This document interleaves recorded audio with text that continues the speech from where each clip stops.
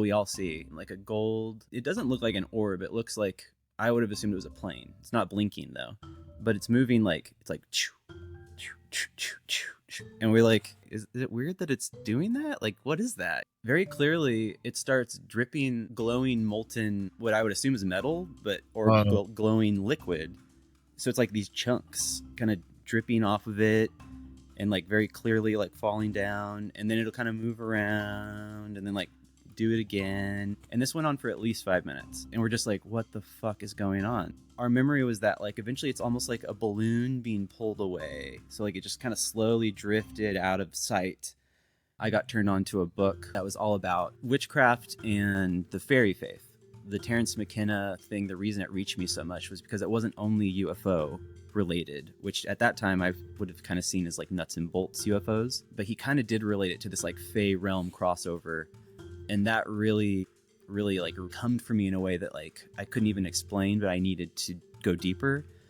And this book, The Sounds of Infinity, the writer is Lee Morgan, who I interviewed, and it's just incredible. And in that book, he uses the phrase Elphame, because it's a Scottish phrase for how they would refer to the other world or fairyland. It's like Elfholm, because that word is very much associated with the early modern period witch trials, which is what informs the form of witchcraft I then dove into. Because the witch trials, most of what's going on is they're being, a judge is telling them to confess, and what they're saying is, I have a fairy familiar who taught me magic, and the judge is like, oh, so you have a demon.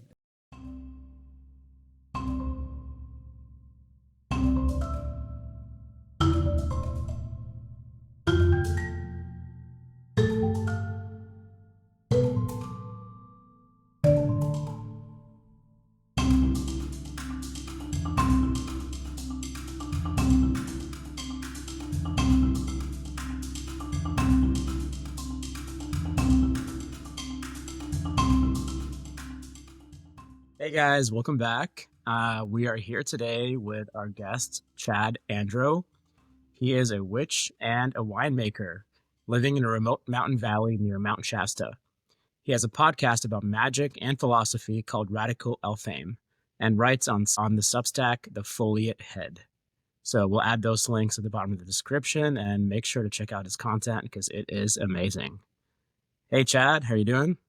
Hey, doing good. Thanks for having me. I appreciate it. Thanks for coming on. Apologies, we are recording this right after contact in the desert, and my voice is coming and going. I have a giant stein full of water that I'm drinking from just to stay hydrated so you can understand me. And Sinead is, I think, going through something similar. So apologies beforehand, and hopefully you can bear with us, and we'll let Chad do most of the talking. I gotcha. Yeah, contact was truly amazing this year, and it was a lot of socializing. So I sound like I've been smoking since I was 4 years old, essentially. But we're going to make it work. And Chad, we are delighted to have you here. And you have an excellent article on Substack, which I just read previous to doing this article with you, and your writing is really amazing. I love how you weave together all these different references that are both ancient and also modern, and how you get into the topic that you obviously know so well in such a refreshing way. That you're just so well informed. Your vocabulary is stellar, and lots of humor as well. So I really encourage viewers to, if they want more of an understanding of where Chad is coming from, to read that article after we do this interview. Oh, thank you. I really appreciate it. Yeah, and I'm especially excited because this is the first guest we've had that touches on some of these more occult and magical topics and witchcraft that I feel like are extremely relevant to taking a more syncretic and integrative look at these phenomena, including UFOs and NHI. And I hope we can get that across to our audience and expand our audiences to a much wider connected community. Do you want to tell us a bit, just summarize a bit about what you're doing? What do you consider witchcraft? Again, this audience may not be as familiar with these topics. If you can just give a really brief summary of what that looks like, and then we'll get into some questions we have for you.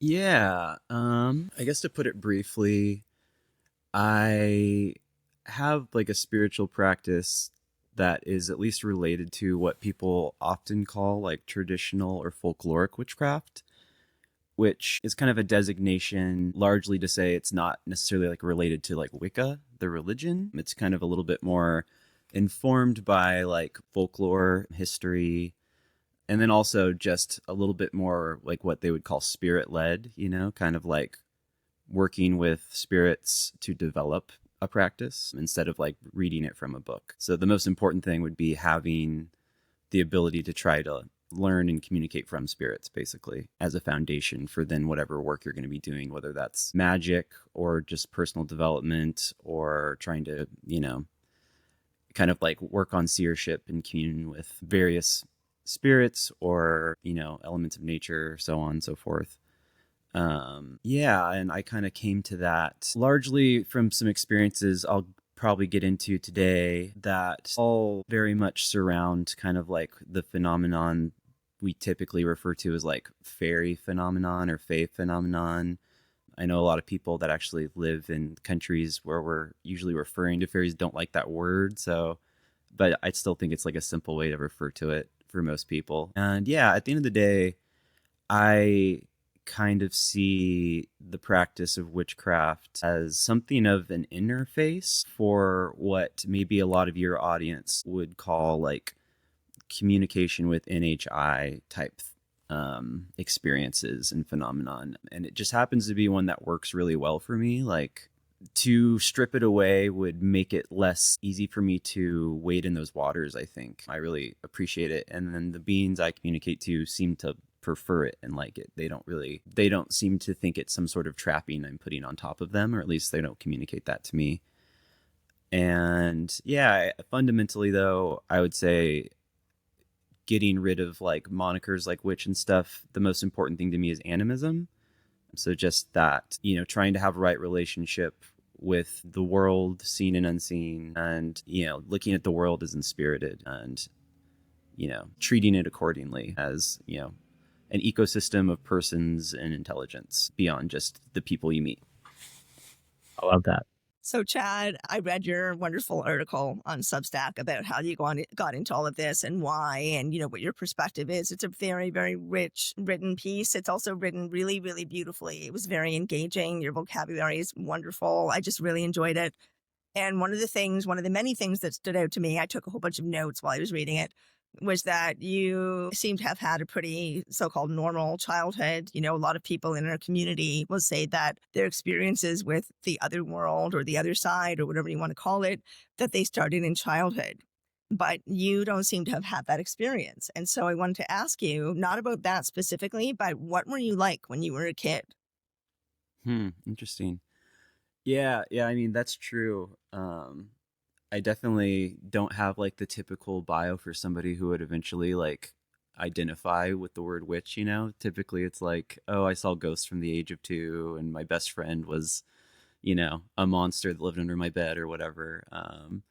No, I didn't have any real, at least not that I recall any paranormal experiences as a young kid, but I was like very precocious, I guess you would say. Like I was like an odd kid. It didn't really manifest any sort of like supernatural experiences, but I just had like kind of bizarre interests for a young person. I was like very into like literature and like art films and stuff when I was like 11. You know what I mean? So just kind of different. I didn't like lead to making me feel like ostracized or anything like that, but I definitely always felt different from everybody else. I would say, for sure.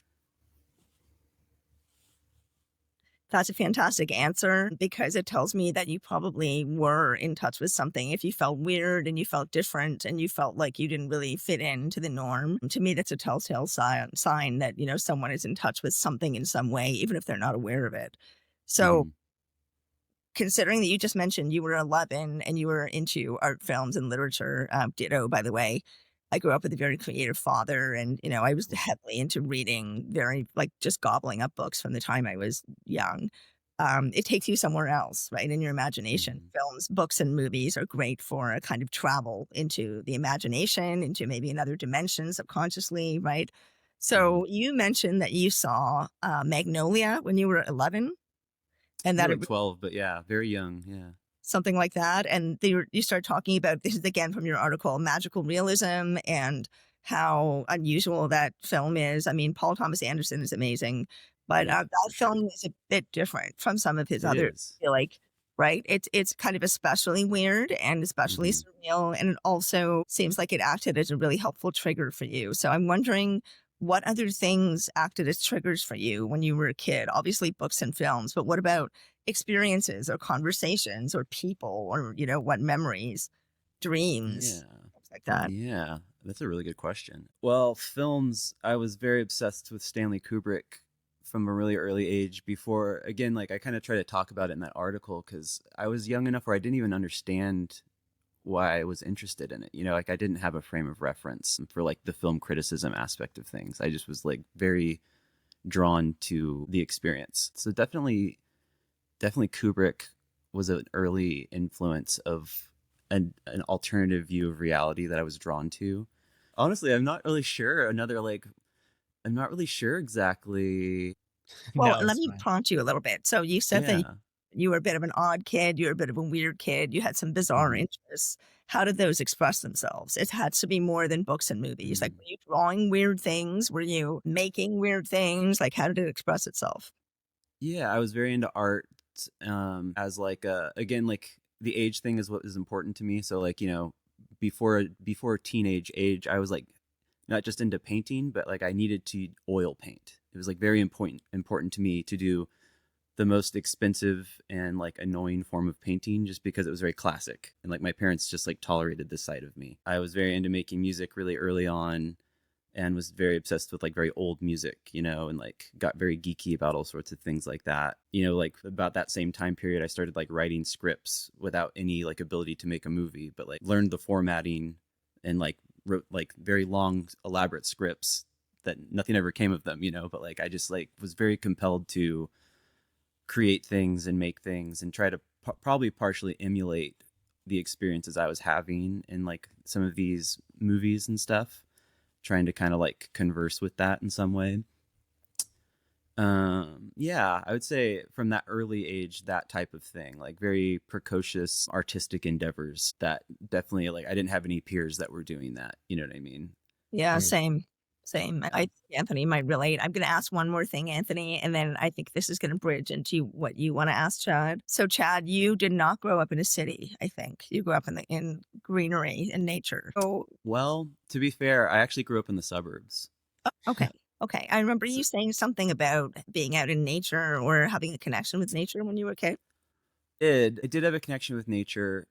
I lived in the suburbs where like you could still like hang out in ditches and stuff like that, you know what I mean? But it wasn't like where I live now is like proper nature. Like my kids will be able to say like I grew up in nature, which I'm very happy for them.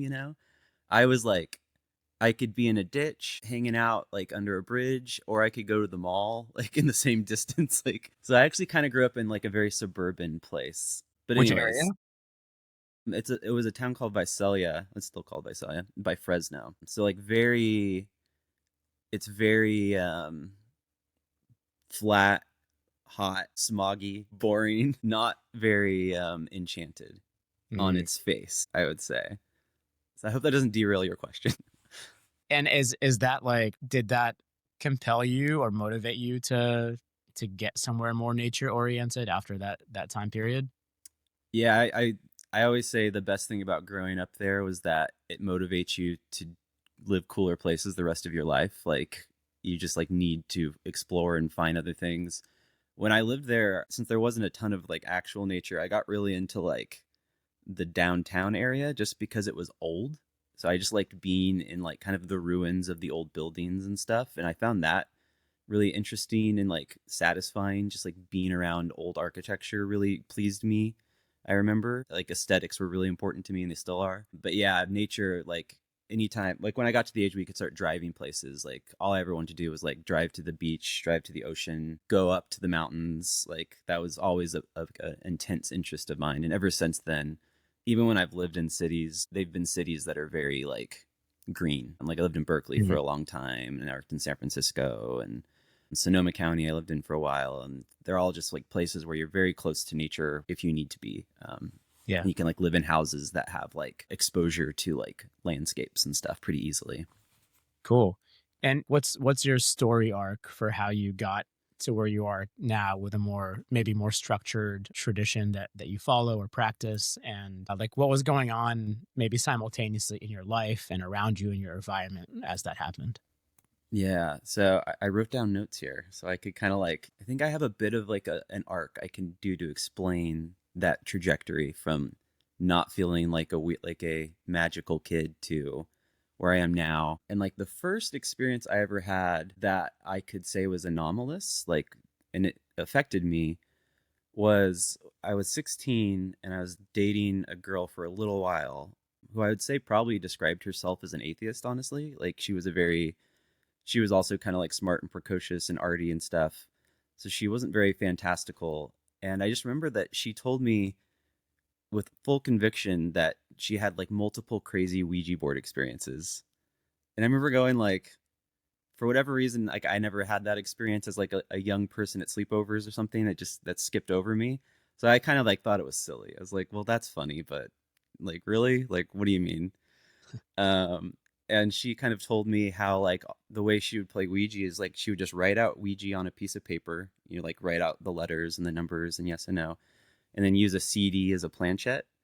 So it was this like very like Oh, wow. low barrier to entry to play around. And so hearing that, I was like, well, you know what? Like that's fun. Like why the hell not? So then it became this thing I would do where like anytime I'd be at like a party and we'd just be hanging out, or even just kind of like more of like a low key hanging out with friend type event, usually I'd be like, hey guys, let's play Ouija. And usually people would kind of be like, okay. Or like every once in a while they'd be kind of into it. And I was just stunned at how consistently it like really like got results, like a CD and a piece of paper with pen on it. And I would like the way I would do it is, you know, if there was five of us there, I would have one person not touching it and we'd have them ask questions that we could get answers to that we wouldn't know. So it'd be like, you know, how old was my grandma when she died kind of thing. And we'd like very consistently freak people out with how accurate it was.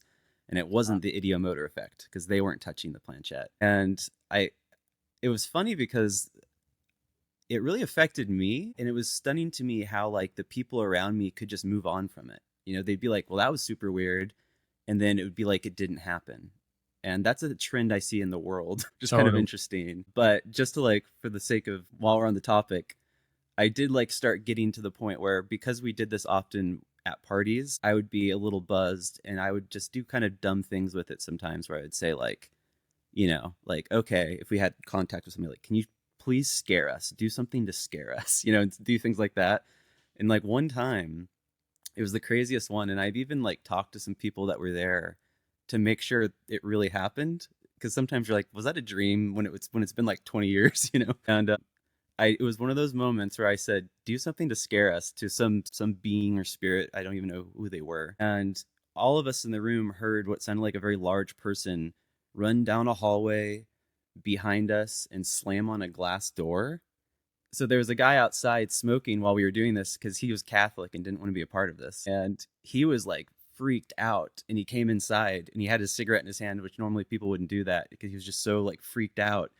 And he said that after the slam on the glass door happened, he saw somebody running around the whole backyard at like a rapid speed and like messing with the bushes.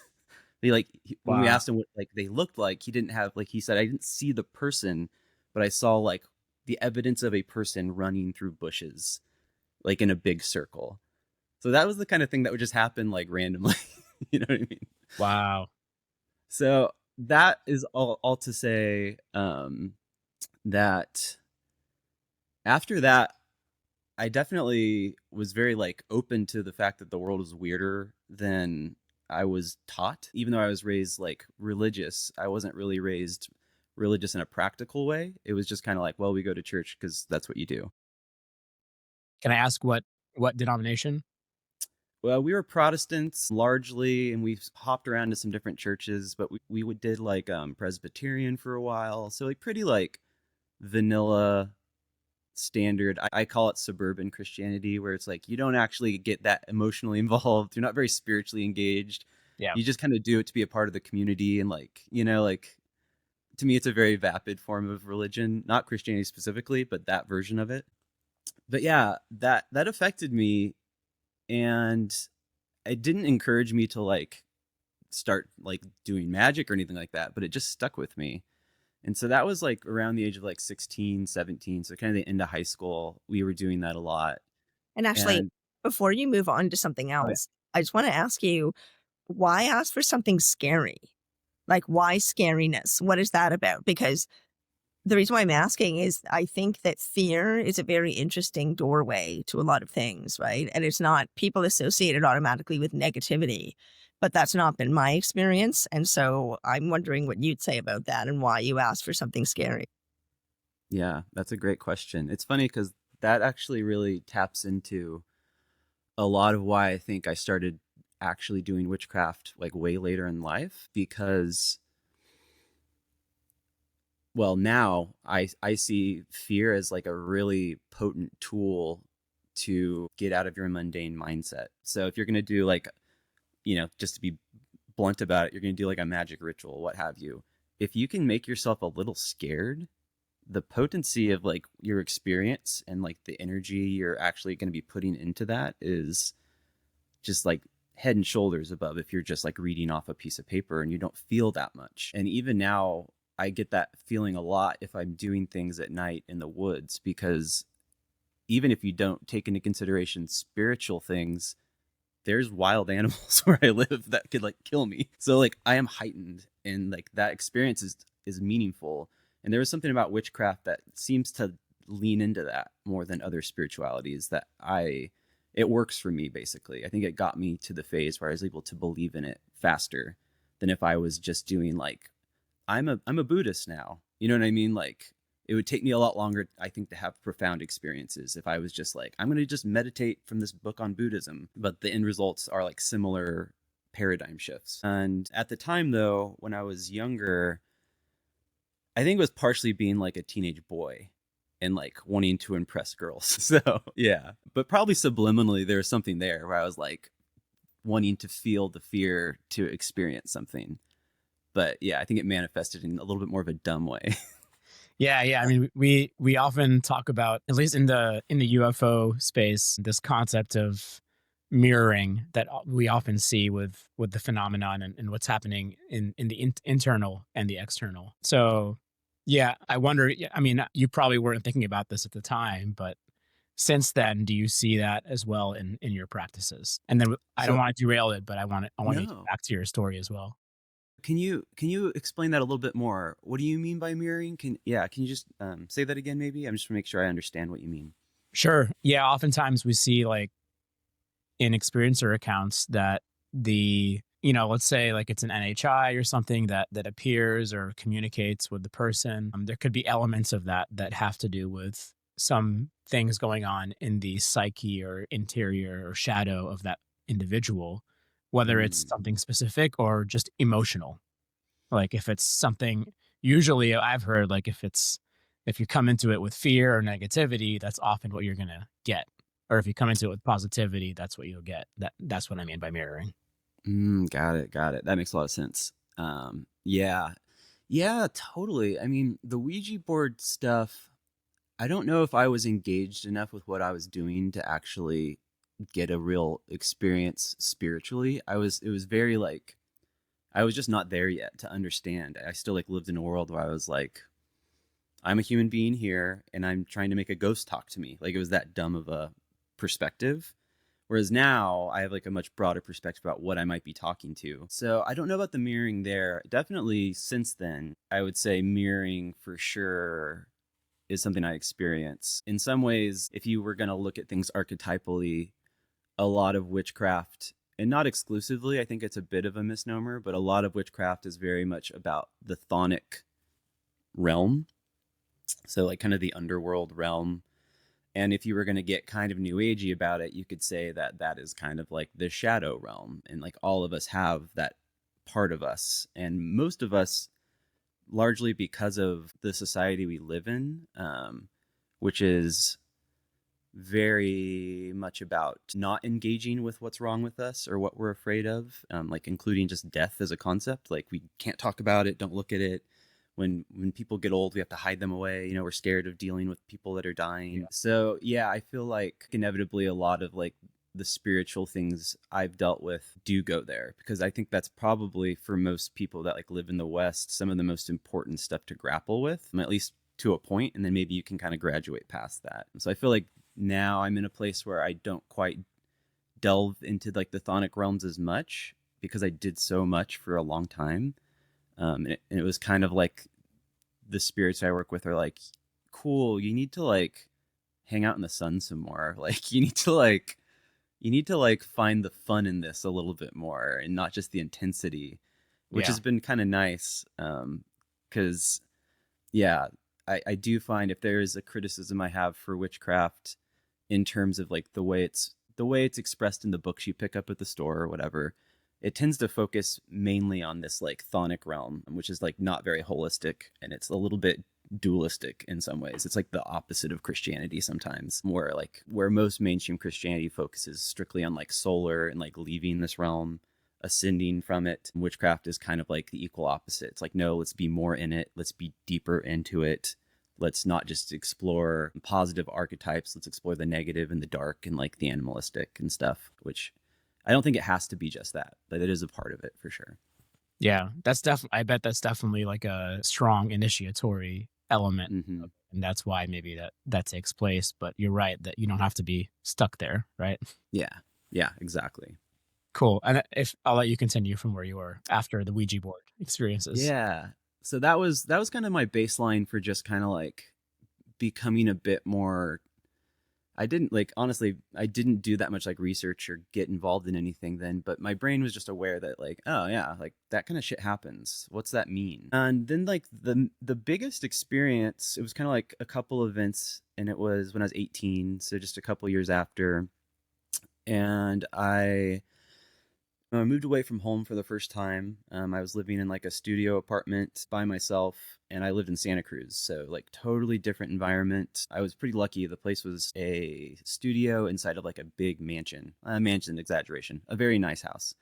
And it was like right on the edge of the woods and like a 5-minute walk from the ocean. So it was like a pretty awesome place to be as an 18-year-old. And I was in culinary school, and most of my friends were at the UC, so UCSC. So that was kind of like my life, which was awesome. It was just tons of freedom, like totally beautiful environment.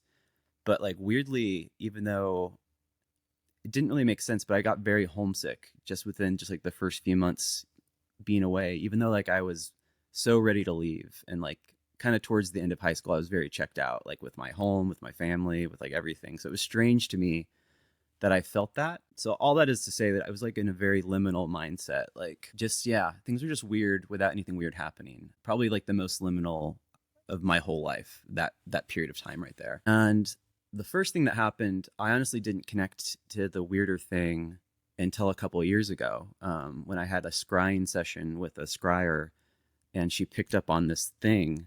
And I was like, oh, is that related? Sorry to interrupt you, Chad. Can you explain to the audience what scrying is? Oh, sorry. Yeah.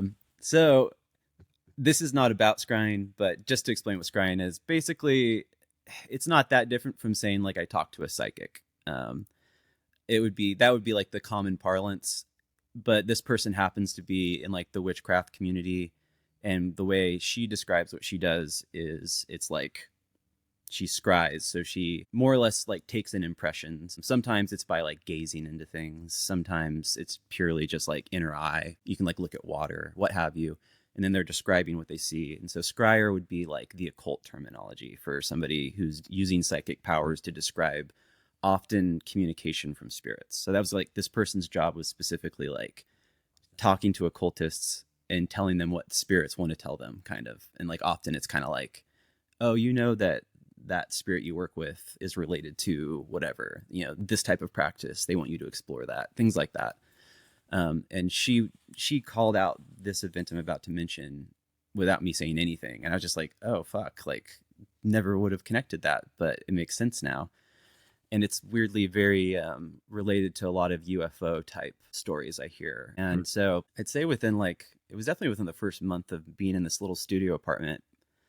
And I was like sleeping on like a futon, like tiny room. I'm on a futon. There's a window in front of me. And like, that's my whole house. You know what I mean? It's like tiny. And if you were to walk outside, you would literally just see the forest and like a mountain. and then the other way would be a road, but like it was very remote. And I remember I was sleeping and I had the sense that you can get where you feel like somebody's watching you, but I had it while I was asleep, which was strange. And I woke myself up because like it was not a feeling I was used to. And I was like, this is just a weird feeling. And when I opened my eyes, I saw like the most surreal looking deer staring in the window at me, which doesn't sound insane, but it wasn't like walking by. It was just like parked staring at me, and its antlers were like absurd. Like, I live in the woods now. I like am friends with hunters. I see deer all the time. I've never seen antlers like this. Like now I would say it looks like you had like an AI prompted magic deer. Like, cause it looked like it didn't look like a paranormal thing. Like I believed it was a deer, but it was just weird. And the fact that it was just staring at me, and I went from kind of scared to like, well, okay, I guess I live in the woods now. So I guess this is a thing that happens. Deer just stare at you. Okay. And I remember like telling my friends about it, not because I thought it was paranormal, but just because like, isn't that crazy that like I live in a place where deer hang out on your porch and watch you sleep? And so I just kind of moved on. And honestly, even the thing I'm going to say next, I didn't like connect them at all. And that was there strange.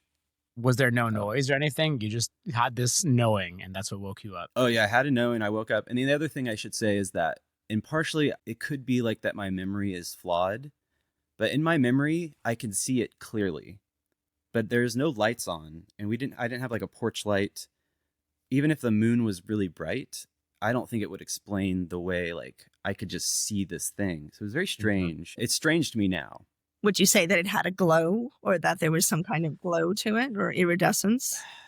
Honestly, no. Like that would have been, if that would have happened, I would have been like, guys, I think I saw a ghost deer. But instead, it was more just like, it looked like it was like lit for a movie set. You know what I mean? Like there was like lighting on it. For all I know, it was in my mind, honestly. Like now I look back on it and go like, maybe that wasn't there. But still, like it's kind of crazy.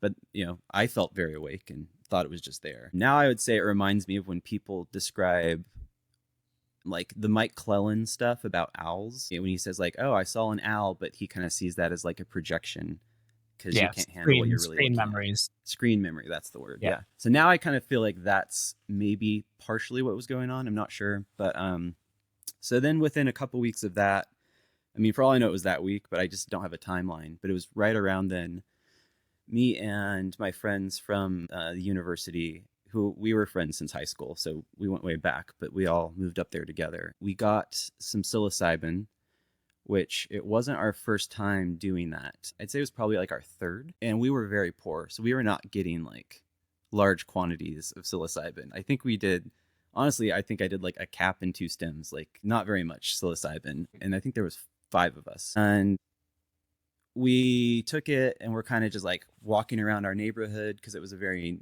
pretty neighborhood with all the trees and everything. And then, you know, at a certain point, I remember getting some like nice kind of classic, the trees are waving visuals, you know, but nothing crazy. And I remember everyone to kind of like lay on the grass and like look at the stars. It was just very chill, and we were like giggling and telling jokes, like very low grade buzz, you know, like nothing crazy.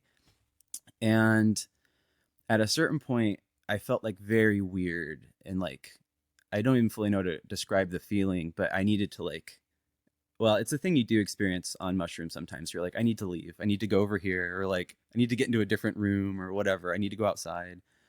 And I needed to go inside, and everybody knew that something was weird because I just like inadvertently started taking a shower, which was like, you're like, it's like, oh, okay, what's happening? Why is he just now taking a shower and we're all hanging out?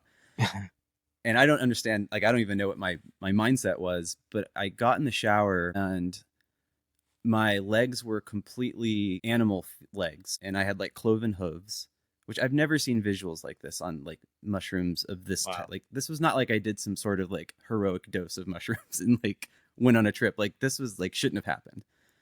And it was like, it freaked me out, and that just made things, accelerated my like intense emotions. And then the water stopped falling. It just stood there. Like the drops of water from the shower just stopped in front of me. And so then I continued to get more and more freaked out. And then I got out of the shower and was like, my friends were very freaked out. I was telling them that like time stopped moving. And my experience of it was like, I watched this clock for like what felt like at least 10 minutes and it just didn't change. And they kept coming in and checking on me and leaving, and coming in and checking on me and leaving. I kept going like, it's not changing. What are you guys talking about? Like, something's wrong. And eventually they just kind of like dragged me out of of my little apartment, because they were like, we need to get him out of here. He's like freaking out. And I laid on the grass and kind of calmed down a bit and was like looking at the stars, and had like the clearest visualization of the stars turning into the shape of a woman and like speaking to me and showing me shapes out of stars. And like, I was like, I don't remember that well what I was saying. My friends kind of told me what I was saying, and they were like saying like, basically I was giving them messages from this like star being, you know what I mean? It didn't look like an alien. It was literally just like stars shaping into a form. Like it would be like a animated cartoon type thing. And I really wish like at the time I had a journal and like wrote things down, because I don't know the details of this stuff. Like, but my take on it was that like I was being given shapes for some reason. Now I would have all sorts of insight into what that could be. But at the time I had no idea. So I was just like, that was fucking weird. And eventually I kind of like came down and, you know, we like hung out the rest of the night. But the next day I woke up and I don't even know quite how to describe it, but like my whole worldview was completely flipped, and I just couldn't stop thinking about I couldn't stop thinking about death. I couldn't stop thinking about how like we all are going to die and nobody's talking about it. And like, how is that possible? And like, how are we not always thinking about this? And I couldn't stop thinking about how like, this is way before I ever heard about things like simulation theory, but I couldn't stop thinking about how like, this is all just a video game, clearly, right? Like it was like so obvious to me.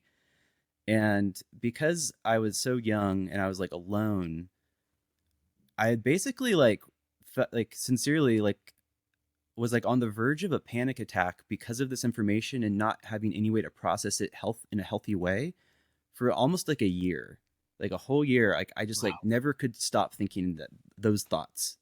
And I would try really hard to like pretend like I was fine and like have normal conversations. But always like the minute I would sort of like just get focused on a conversation with a friend, I would be like, oh, I kind of feel normal. And then like it would go back. And like, as they were talking, my head would be like, don't forget though, you should be thinking about that we're all going to die. And like the fact that we don't think about that is really fucked up. And like, just like, it was this strange experience. Now I look at that and I go like, oh, I had a valuable, meaningful initiatory experience that was teaching me really important things that could be like really healthy and like give me a lot of spiritual growth. But at the time, I was just like, well, I'm broken. Like, I don't know what to do now. And yeah, basically, there's a long gap in the story there, because from that point on, I just did everything I could to move to like be normal again. Like, I wanted to forget that experience and like the embodied feeling of it, like with all of my being. And that's kind of like, I got really into just like my career path as soon as I could, you know, like I went from cooking into like wine stuff and just like put my head down and like, I started making wine and did wine sale. Like I just like, and like within a few years I could pretty easily Sorry, Chad, disconnect. do you mind if we pause there and go back to that story? Because there's some stuff. Oh yeah, sorry. There. And then we'll pick up where we left off. Yeah, totally. So yeah, one regarding what you said about, you know, spending a year trying to really grok all this. Mm-hmm. This is something that I don't stress enough, I think, when I talk about my psilocybin mushroom protocol, like how important it is to have community and to have a network of people that can help you integrate these experiences, because yeah, they are initiatory and yeah, they can be fucking wild and it can really derail your life if you don't have that ability to integrate it all. Yeah, I mean, I had a really rough one recently, and I'm thankful that I had amazing people around me. And it's the integration process continues. It's not like a one-time thing. Like just last week at Contact in the Desert, when I met Sinead, we had a long conversation about this until 5 a.m. with someone else.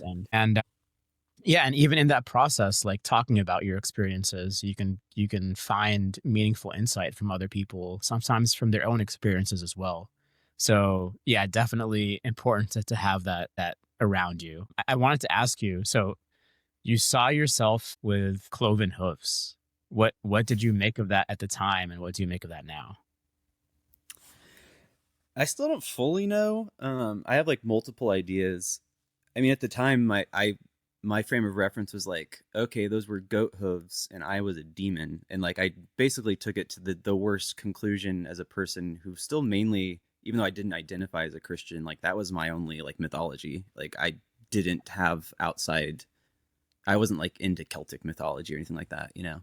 Or even like the cool Greek version of like, oh, it was Dionysian, you know what I mean? Like it was just bad is what I thought. I'm like, that's just not good that happened. And then of course the way I felt afterwards just kind of informed that more. Like, yeah, and then you felt horrible and like fucked your life up. Like that was just bad. It was like all I could understand for a long time. Now I feel like it probably has a relationship to that deer. Because it was, all I saw was like gray legs and hooves. And I'm like, oh, I mean, that could just as easily have been the deer, you know, which is interesting. But yeah, I don't pretend to know exactly what it was. But now I feel like if anything, I could relate it to a bit more of like, either from my lens, like a witchcraft, or even like for maybe certain people listening, more of like a neo-shamanistic ego death type of like, I am no longer this human being. I am now like experiencing different senses of identity. You know what I mean? Like time is stopping. Now I'm not a person. Now I'm an animal. And like things that like now, if I saw that on a trip, I would just be like, whoa, cool, interesting. Like I have things to like help understand this and frame these ideas. But at the time I was just like, what the fuck's happening? You know? So yeah. I feel like Anthony asked exactly the question I also had. You know, what did you make of that then? And what do you make of it now? Because what's coming to my mind is, first of all, I thought exactly the same thing. As soon as you said you had hooves and, you know, deer-like or animal-like legs, I thought you were the deer. And that's also a synchronicity with Anthony and I, because we both discovered that we also have this sort of, well, this deer connection. I mean, if you look at the book Fire in the Head, right, about Celtic shamanism, Right.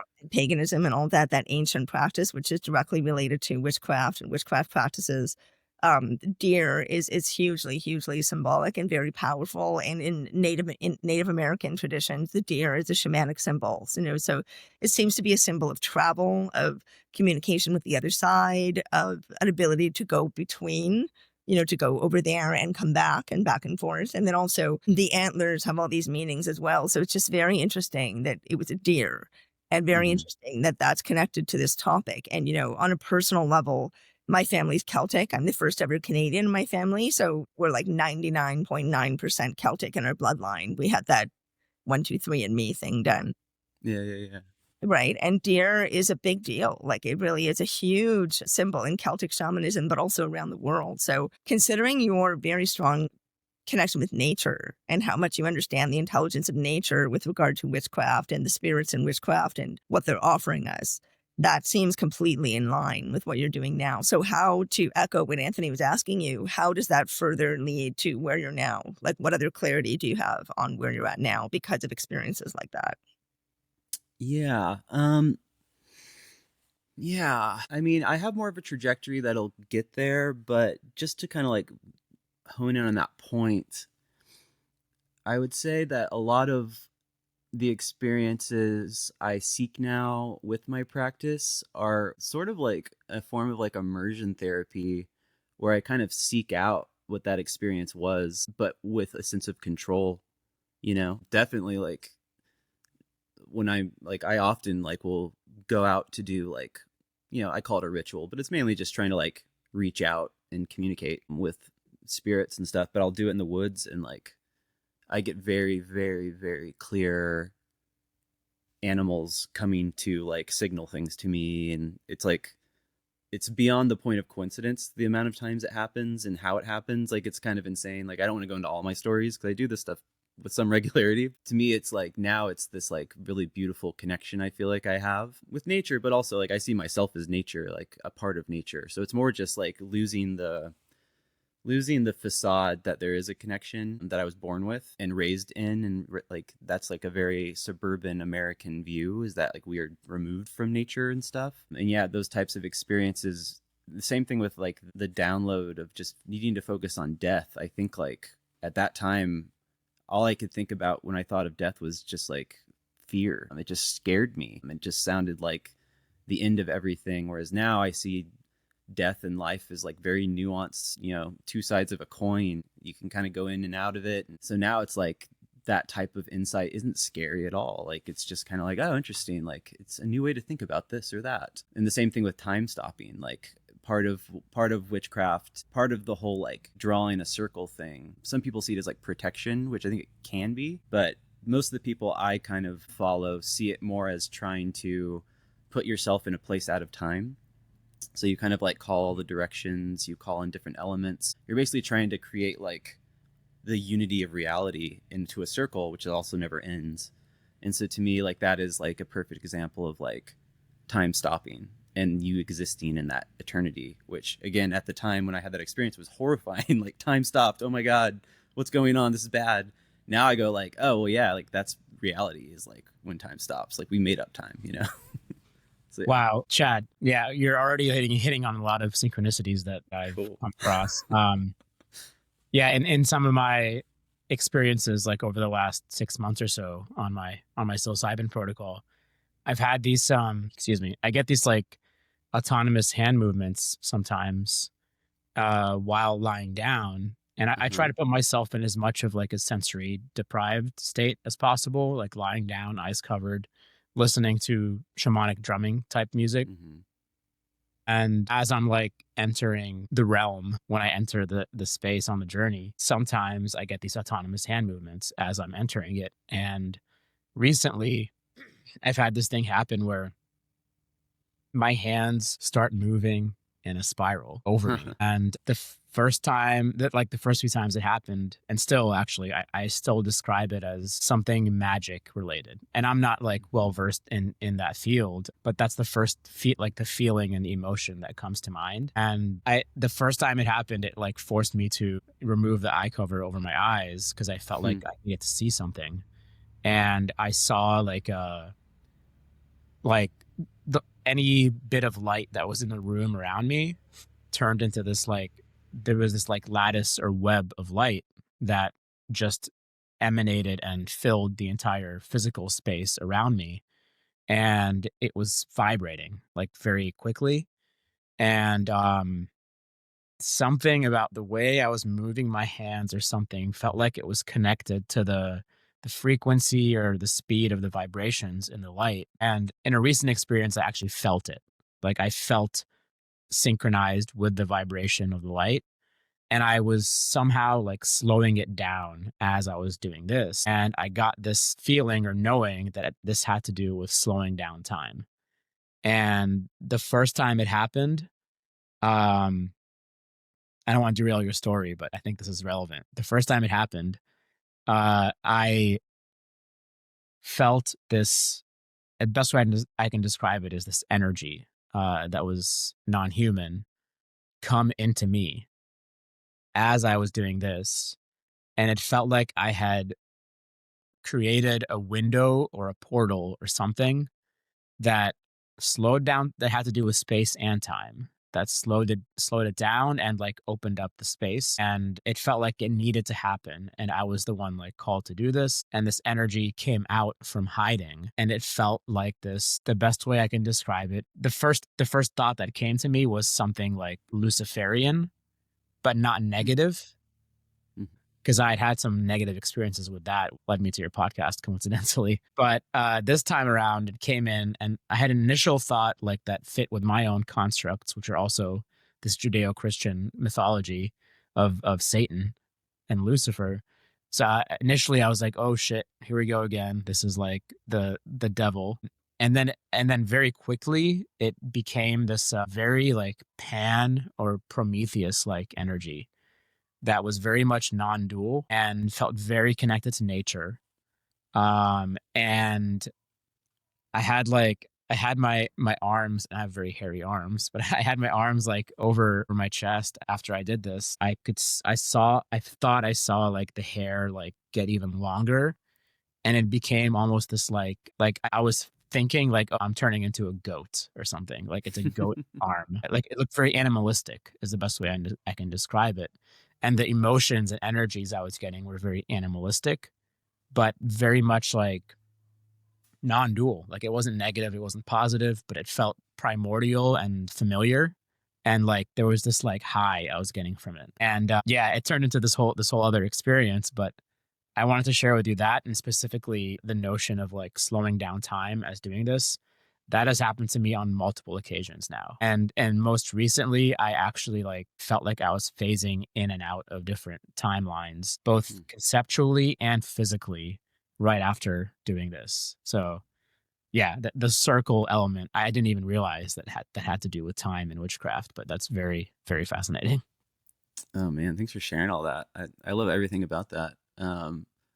First, a little related, maybe not totally, but when I was seeing this like star goddess like communicating with me, what my friend said I kept doing, because I kept saying like she's showing us these shapes, and I kept doing like hand motions to try to like tell them what they were. So it's just funny that you mentioned the hand thing, because like I guess I just kept doing these different hand motions to describe the shapes that I was being shown. Which is really interesting. If I was more engaged, then maybe I would have connected that to time and stuff. But at the time, I was just in one ear out the other, frankly. Did you feel like the hand movements were coming like fully from you, or were they partially just? No, I was copying what I saw. So I was looking at stars that she was making these shapes in front of my eyes. Well, not in the sky. And I was going like, oh, it's like this, or like, oh, it's like this. And like, because in my mind, my friends were going to be like taking notes and like, we need to tell the world. But of course they were just like, whoa, what the fuck? This guy's insane. Like, is he going to stop talking now? Like, you know, playing along a little bit, but like wow. Freaked out. But yeah, then what you mentioned about Pan and Lucifer and all that, that totally resonates. Definitely. That was how I found you, by the way. That was like, yeah, the synchronicity I mentioned earlier or offline. Yeah. It was right after that experience, and it was right after I'd interviewed Brett Manning on the show, and you were connected with her on social media. And then I find your page just from looking at hers, and you had just interviewed Reverend Janglebones. And I think the episode was called Throw Your Duality Upon the Pyre. And I saw that, and it had this like imagery on that you used. And I was like, what is that? And then I click it and I look into Reverend Janglebones, and he had all these Substack writings on Lucifer and Jesus and non-duality. And I read that, and stuff that was discussed was like almost exactly what I experienced in that experience. So it was, yeah, very synchronistic.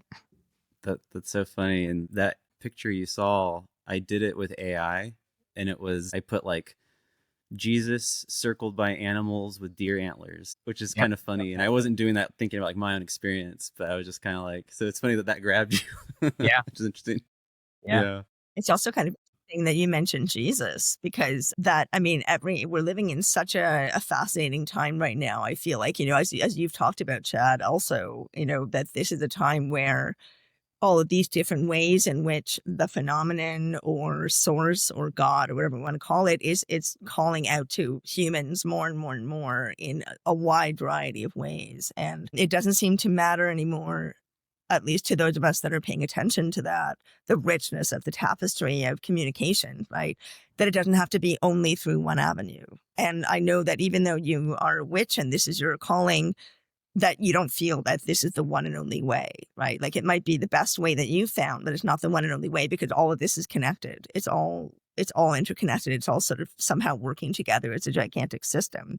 So Jesus seems to be another theme that's popping up, which is interesting. I mean, he's definitely that consciousness, like the Christ consciousness that they call it, is definitely part of my own experience. And I do not know why. I was not raised religious at all. My parents left the church before they even had me. Yeah, it's just really fascinating how it shows up. And it makes me think of what you said also earlier about your experience with how you adapted your name, Andro, right? And where that came from originally, that it had to do with this very famous victim of, what did you call it? The Scottish witchcraft trials.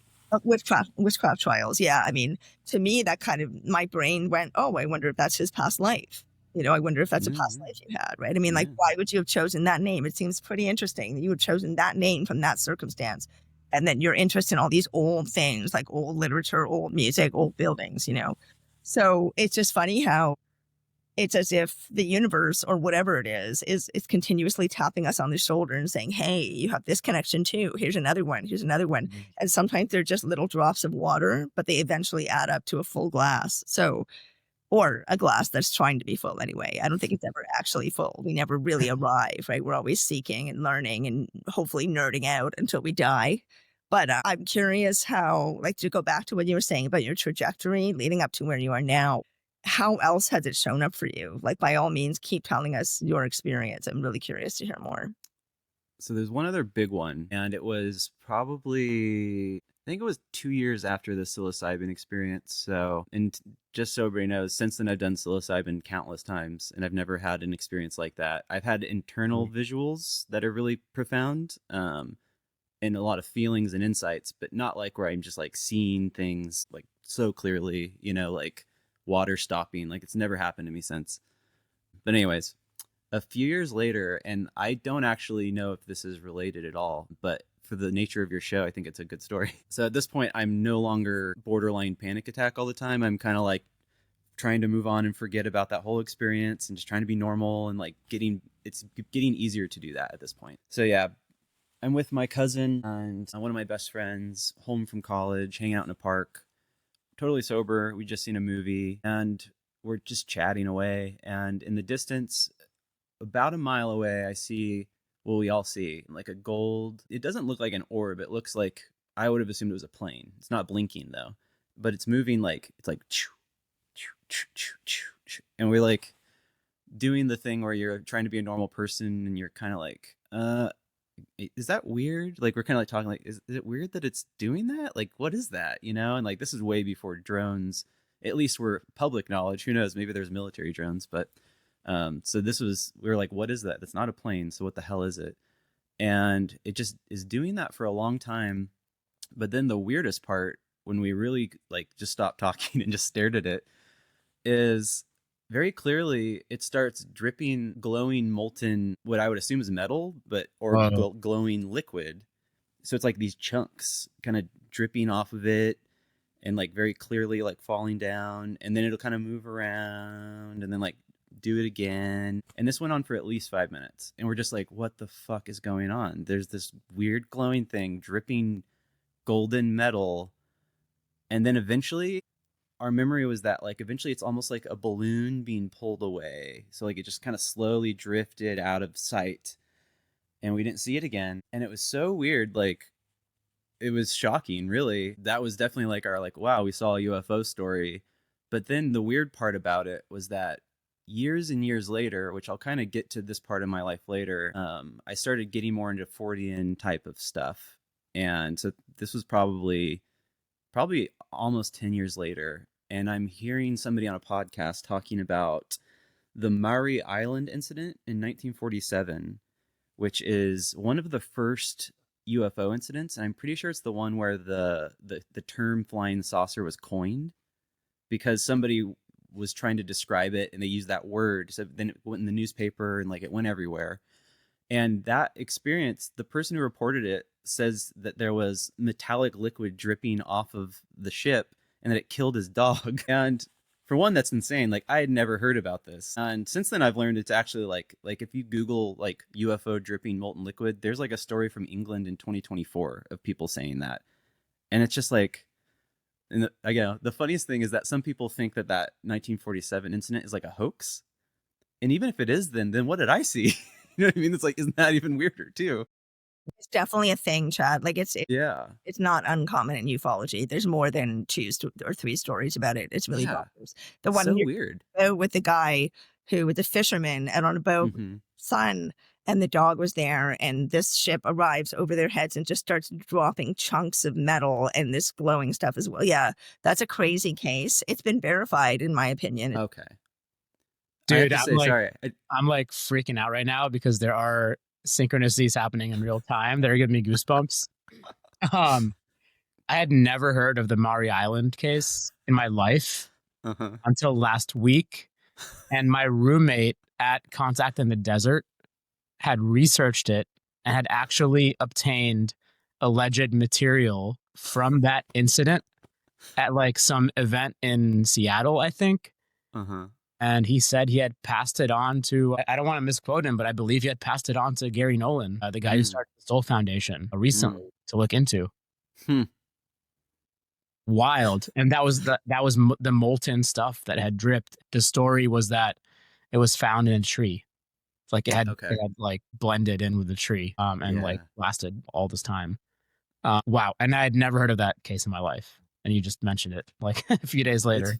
That is wild. It's funny. A button to that story. I just remembered before I found out about that story to where like I like took it in and like heard about the metal and like connected it and then told my friend and cousin. I think it was like a year before that, me and my wife went on a trip to Seattle and we wanted to experience like doing the thing where you take your car on the ferry and go to an island just to like it's something to do. We're here. Let's see what it's like to go to an island. Like no plans. And we just like put our finger on the map. We're like, this one. And we went to Maury Island just to like kill time. We went to like an art museum and then we like went to a park. And at the park, I remember there was a sign about a UFO thing. And I remember going like, what? That's cool. But like in one ear, out the other, moving on. And it wasn't until like a year later that I was actually a little bit more engaged and heard the story described.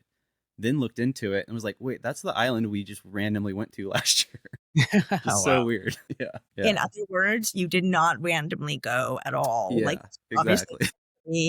And, you know, I just want to say this before you get back into what you were talking about, Forteanism, because I'm a major fan of Forteanism. I think it's absolutely fascinating. And I love this one quote that you said in your article, the one that you posted on Substack. If you put, I'm slightly paraphrasing, if you put stock in Forteanism and Charles Fort's dominant theory, the shift doesn't seem to be manifesting as our world getting weirder or more enchanted, but rather the societal structures that are successfully holding back novelty and fundamental enchantment are becoming weaker. And I really love that. It's not that it's suddenly like the paranormal is suddenly there more. It's always been there. It's just that the veil is thinning and we're seeing more and more of it. So please go ahead with what you were talking about with regard to Forteanism. I want to hear this. And would you mind giving a quick like explanation of what Forteanism is and who Fort was? Yeah. So Charles Fort was a writer. He mainly wrote in the early 20th century, and he kind of was like he was a very strange guy. He collected, like collated all these reports of basically like what we would consider like anomalous phenomenon that range from like, you know, like instances of like meat showering that like were like recorded by legal officials in like weird Western towns and meat showering. You haven't heard about this? There's like multiple instances where it rains like meat. Okay. And it's like a thing. And so like that's the kind of stuff he was into. Is like, so Fortean is kind of like, nowadays they use the phrase like high strangeness often, where it's just like somewhere in the borderlands between like synchronicity and like the ideas of cryptids and like the paranormal and UFOs is like this borderland of like weird phenomena. And he was interested in kind of trying to collect stories of things that showed our paradigm of kind of like scientific materialism was missing something. I think was kind of that was his theory even way back then. And that's his whole dominant theory, was that the era he was in at the time, which was one based very foundationally in like science has it all figured out. Everything is just matter. Consciousness isn't a thing. Your brain is just doing weird shit and you're seeing it, you know? When you die, it's nothing. But that is actually like going to be on its way out. That was his take way back then, which was an absurdly ballsy take, because he wasn't even into the 50s yet, where you have like, you know, the Jetsons and shit.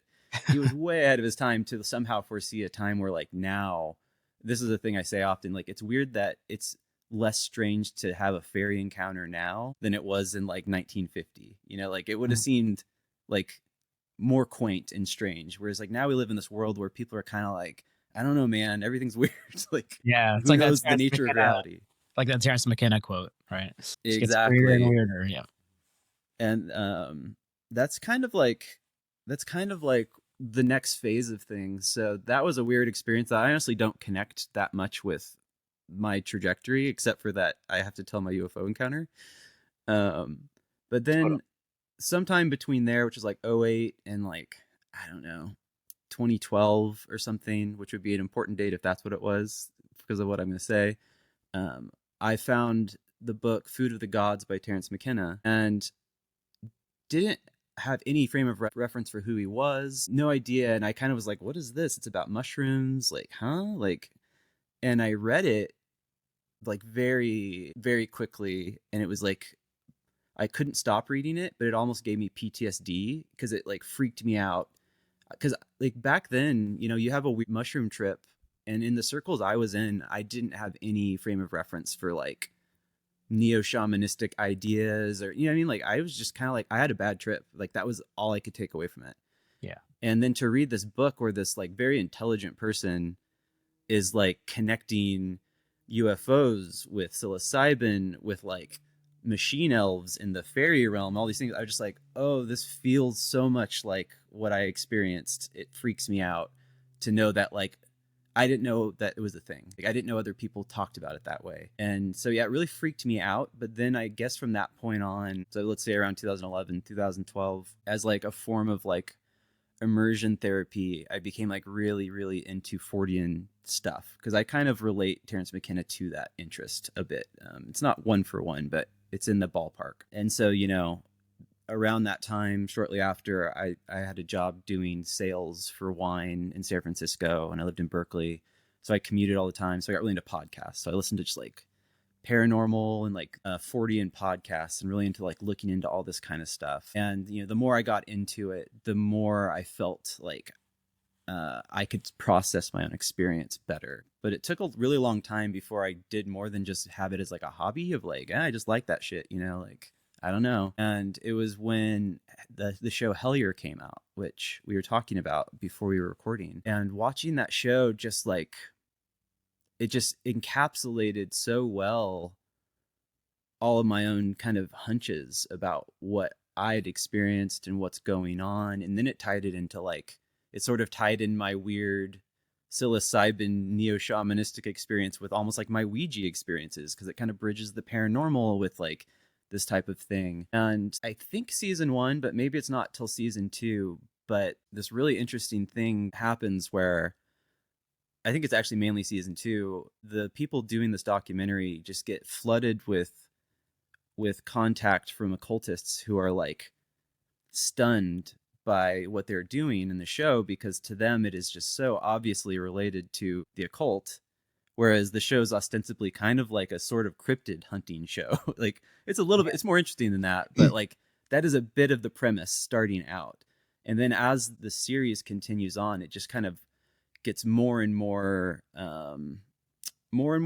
interested in the occult, to where by the end of it, they're doing like a hymn to Pan. Speaking of Pan, they're doing a magic ritual in a cave. And that's their way of trying to like commune with what they're seeking. And that is, I think, when... Thanks for the spoiler, by the way. I haven't finished it. Shit. We can edit that out. I don't think Sinead has either. It's not that important. You'll still enjoy the journey. And that is, I think, when I've heard from a lot of people that a lot of folks at that exact time, when they saw that show, got like lit up and like started looking specifically into the occult. I'm sure there's people that also got into like, you know, more into UFO stuff or whatever, but like there is a segment of people that saw Hellier and suddenly went like, you know what, I'm not embarrassed like to dabble in magic. I'm going to try this out. I need to see what this is. And the way that kind of manifested for me was that same year, I got turned on to a book through a like kind of paranormalish podcast that was all about witchcraft and the fairy faith, which I had never before then once bought a single book about like the fairy faith in quotes, but always felt like it was the only thing that really described my experience on psilocybin back in the day. The Terence McKenna thing, the reason it reached me so much was because it wasn't only UFO related, which at that time I would have kind of seen as like nuts and bolts UFOs, but he kind of did relate it to this like Fey realm crossover. And that really like hummed for me in a way that like I couldn't even explain, but I needed to go deeper. And this book, The Sounds of Infinity, it's still, I think, one of the best books on the subject out there. The writer's Lee Morgan, who I interviewed, and it's just incredible. And in that book, he uses the phrase Elphame, which I had never heard or encountered. And like the minute I read it, I just like read it, because it's a Scottish phrase for how they would refer to the other world or fairyland. It's like Elphame. And when I read it, I was like overcome with like, I have no idea why, but this is such an important word. Like, this is the key for me to be able to like process some of this stuff. And I think what it was that it was showing me, because that word is very much associated with the early modern period witch trials, which is what informs the form of witchcraft I then dove into. Because the witch trials, if you read the transcripts, and a lot of really great authors have like kind of explored this, most of what's going on is they're being, a judge is telling them to confess. And what they're saying is, I have a fairy familiar who taught me magic. And the judge is like, oh, so you have a demon. And they're like, no, it was just a fairy. Like, this is my familiar. And they're like, okay, so it's the devil. So yeah, you're going to die. You know what I mean? Like, that was kind of like, that's the TLDR of the witch trials. Like, wow. But it's so interesting. The importance. Was this only in the European ones or in the like Salem ones as well? Not in the Salem ones I'm aware of. It's predominantly the Scottish witch trials, which is where we have the most transcripts. It would be very possible that if you looked at like the Basque witch trials, you would see similar things. They don't use the phrase fairy. They use the phrase, I believe it's lamia, to describe a very similar phenomenon. And you do see that come up. And like, in the same way, you see people referencing kind of like a folk devil, like sort of Pan-like figure in British witch trials. In the Basque witch trials, they have a very similar figure as well. The witch's sabbat type thing appears in both and seems very related to like some sort of Akashic memory of like Dionysian rituals, probably. But that's all an aside. Wow. But yeah, that book I read on kind of more focused on like the fairy faith and how it relates to witchcraft kind of blew my head open.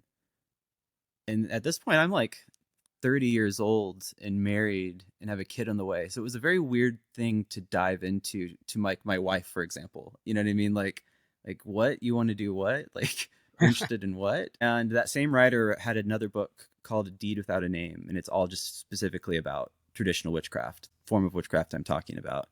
And it was with that book that I kind of like was able to have a roadmap for how to explore the practices and stuff, which basically gets me to the experience I could share of like an example of how this can manifest for me now. Actually, before you do that, I just want to clarify one thing, which is that you're talking about the form of, you've mentioned a couple of times the form of witchcraft I practice, the practices I do. So what is the form of witchcraft you practice? How could you encapsulate that for our audience in a way, like just pretend that nobody knows anything about witchcraft? How would you articulate it? It's definitely complicated, but the simplest version is that the distinction, which is blurry, is that when a lot of people think of people who practice witchcraft in the modern context, like in a 2025 or 1990 context, whatever, they imagine Wicca, which is kind of like a very specific form of witchcraft that got very popular. Arguably, its popularity really took out a lot of some of the most potent stuff in it. And partially people explain that as like, well, if it didn't defang itself, how could we have had witchcraft become a thing that was accepted by society as like a religion? Like, because nowadays, if you say I'm a Wiccan, it's not that insane. Maybe if you're like super Christian, that would still wig you out a bit. But if you're like a secular person and you're like, oh, I have a friend who's a Wiccan, you go like, how cute. You know what I mean? Like, it's not freaky. So to some degree, it was necessary probably for them to do that. But long story short, it was the weird kids in high school for me. They were, I had friends too, and they were the Wiccan ones, and I was like, I was the Catholic who was like, that's really weird. But they were cool people. Yeah. Yeah, exactly. It's become a lot more normalized. It's like a hobby or something, And then I would say around the 90s in particular, there was a subset. I mean, this went on way before then. There was people that were trying to be the alternative to Wicca in like the 60s. And then those people's writings kind of carried on into the 90s to where people were like, we need to have a witchcraft that is informed by the folklore, which is complicated. It's not like that's not something that could be problematic too. But if you look at the folklore, if you look at the witch trial records, what they're describing their practices as, and problem with folklore is like part of that's being written by the persecutors. So like, how much do you want to embody that? And that's a thing that like I personally don't do everything that other people that would do witchcraft do in this way.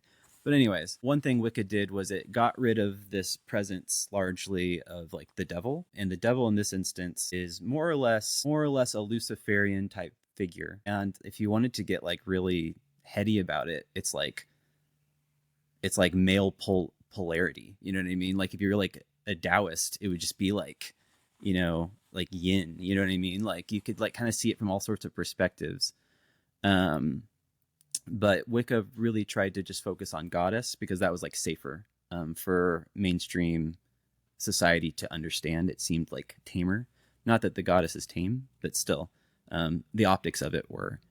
And so my practice largely to me is exploring the polarity of a kind of like feminine and masculine, which I don't think needs to be reduced to like, if you're a man, this, if you're a woman, that. It's more just like, we all have these polarities in us. Yeah.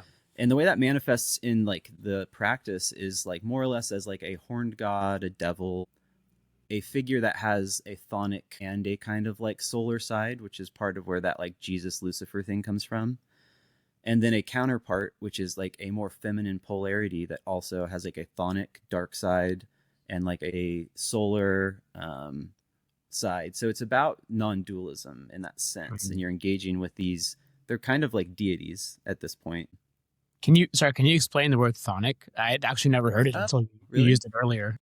Got it. Yeah, it's just like underworld. That's like the simplest way to put it. Like, so if you have like, for example, like Dionysus, for example, the god Dionysus has different forms in the mythology. Like, this isn't my experience of him, but like in the mythology, they'll be like, oh, this is him in his like solar form as this like beautiful young man. And then like his chthonic form is like, he's like, you know, got horns and he can be scary. And like, he's leading you into the underworld. And like, to me personally, this isn't like in the text, but like this type of sort of religious viewpoint, more spiritual path is very clearly connected with a lot of mythologies throughout the whole world. Dionysus and his consort Ariadne taking people into a labyrinth to make them not afraid to die anymore because they get a glimpse of death. You know, similar things in Egypt. You keep going to like Babylon, like there's this like male-female polarity initiatory experience thing. And it seems to me like in Britain, in Scotland, in Ireland, either there's just its own cultural manifestation of a basic truth that the overarching Christian culture had to demonize to stamp it out because it's counter to the empire they were growing, or it's like some sort of like transmission that like word got from Greece up to there over time and like people are doing these practices. I really couldn't tell you. And yeah, so that's kind of like, it's kind of the foundation of like the practice itself. And then beyond that, for me personally, it is mainly about, it's an animistic view of the world, which is part of the non-dualism, like everything's alive. And it's about communicating with non-human intelligence, or at least non-embodied human intelligence, you could say. And so you are communicating, or at least experiencing, like you can experience a communication with a tree or a whole forest, or a random spirit who just lives in a single rock, or a person who died who now hangs out in a river. You know what I mean? Like, it's super broad, but it's a frame of reference for the things you're experiencing. And that can even get into like, it's a star spirit. You know what I mean? It's a spirit who lives in space. That's part of why it's like, it's a useful frame of reference to engage with things that could otherwise be super trippy, but it feels very like ancestral. And that's why instead of me going like, oh, well, I should just like become a Greek polytheist and study Dionysus and Ariadne, because that's like what I think this has to do with, or it's at least a version of it. For me, I'm very, very, very Scottish ancestrally. I just choose to go through, like, I want to, as a form of like ancestral veneration, try to process all this stuff through it that way. And it seems to make it. Oh yeah. No, please keep going. I just finished your sentence there. I'm just like holding on because I got to leap in. Oh yeah. Yeah. Well, just that's about it. Just kind of like, yeah. So for me, like the reason I choose witchcraft is because it speaks to my ancestral tug, and it seems to say something to me about like a very clear manifestation of reality and non-duality and animism. And it happens to have these trappings of like horned gods and stuff like that, but like at a fundamental level, it's something more nuanced than that. Totally. And, I'm thinking of so many things. I'm thinking of I completely gel with what you said about animism. I'm excited. I have like 10 things I want to say. I'm going to try to keep it really short.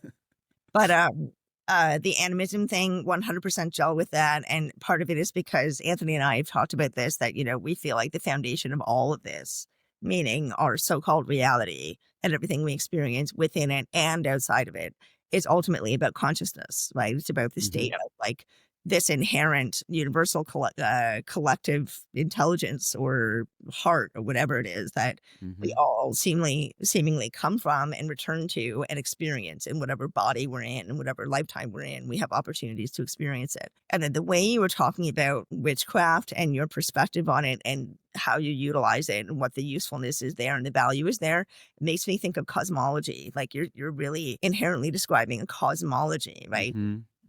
Again, directly related to shamanism, directly related to earthbound faiths, like the ancient faiths and practices of Aboriginal people all over the world. It's completely about cosmology and the understanding that we are cosmic. We're not just earthly, right? So that was standing out to me. And then also what you said about, oh God, I forgot.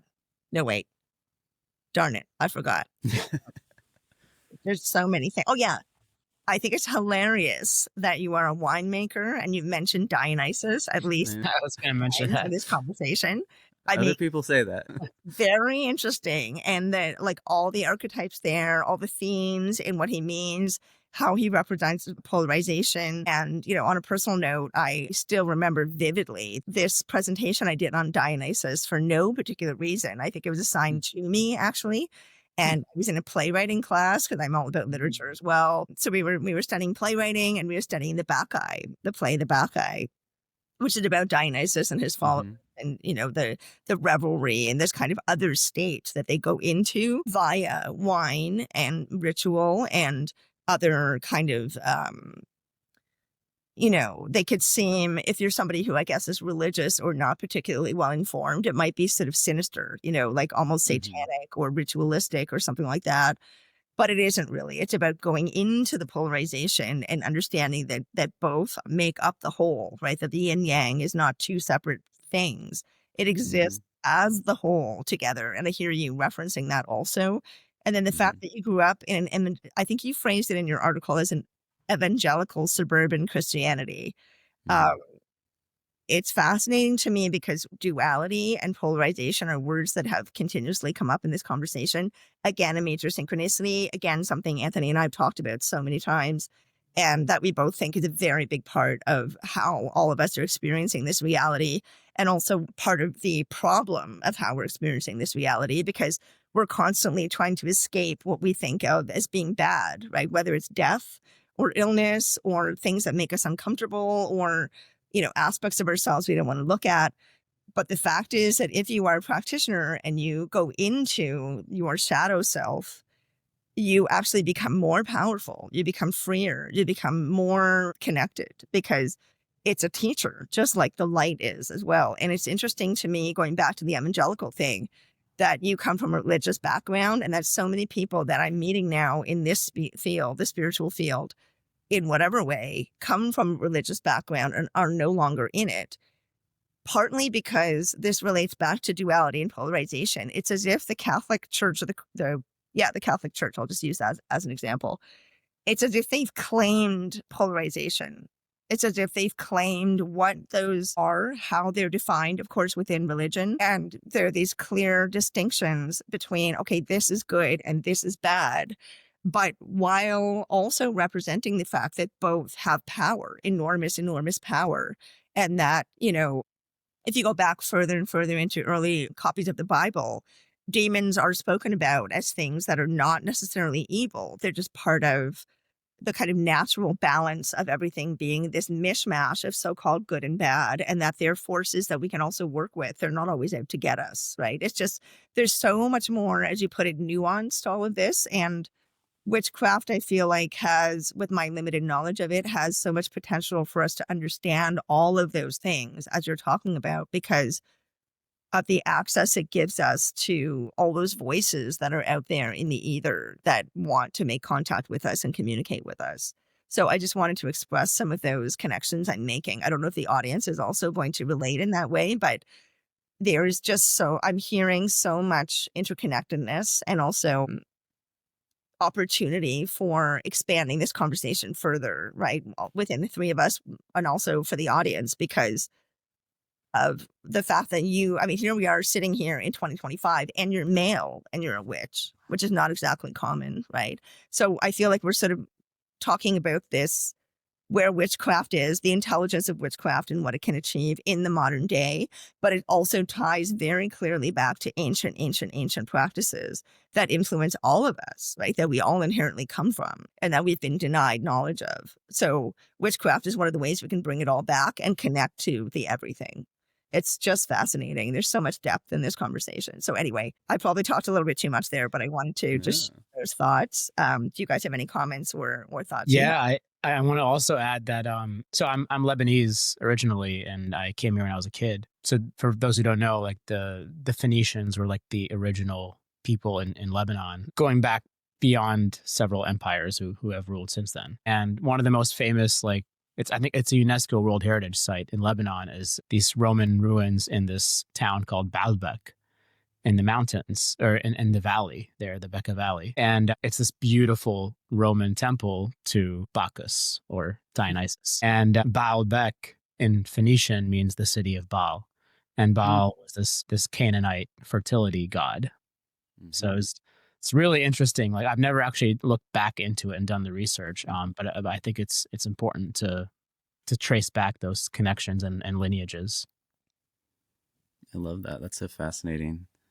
Maybe that's related to your experience with the hair growing on your arm, you know? Hey, it could be. Yeah, I don't know. Yeah. I love that. Yeah.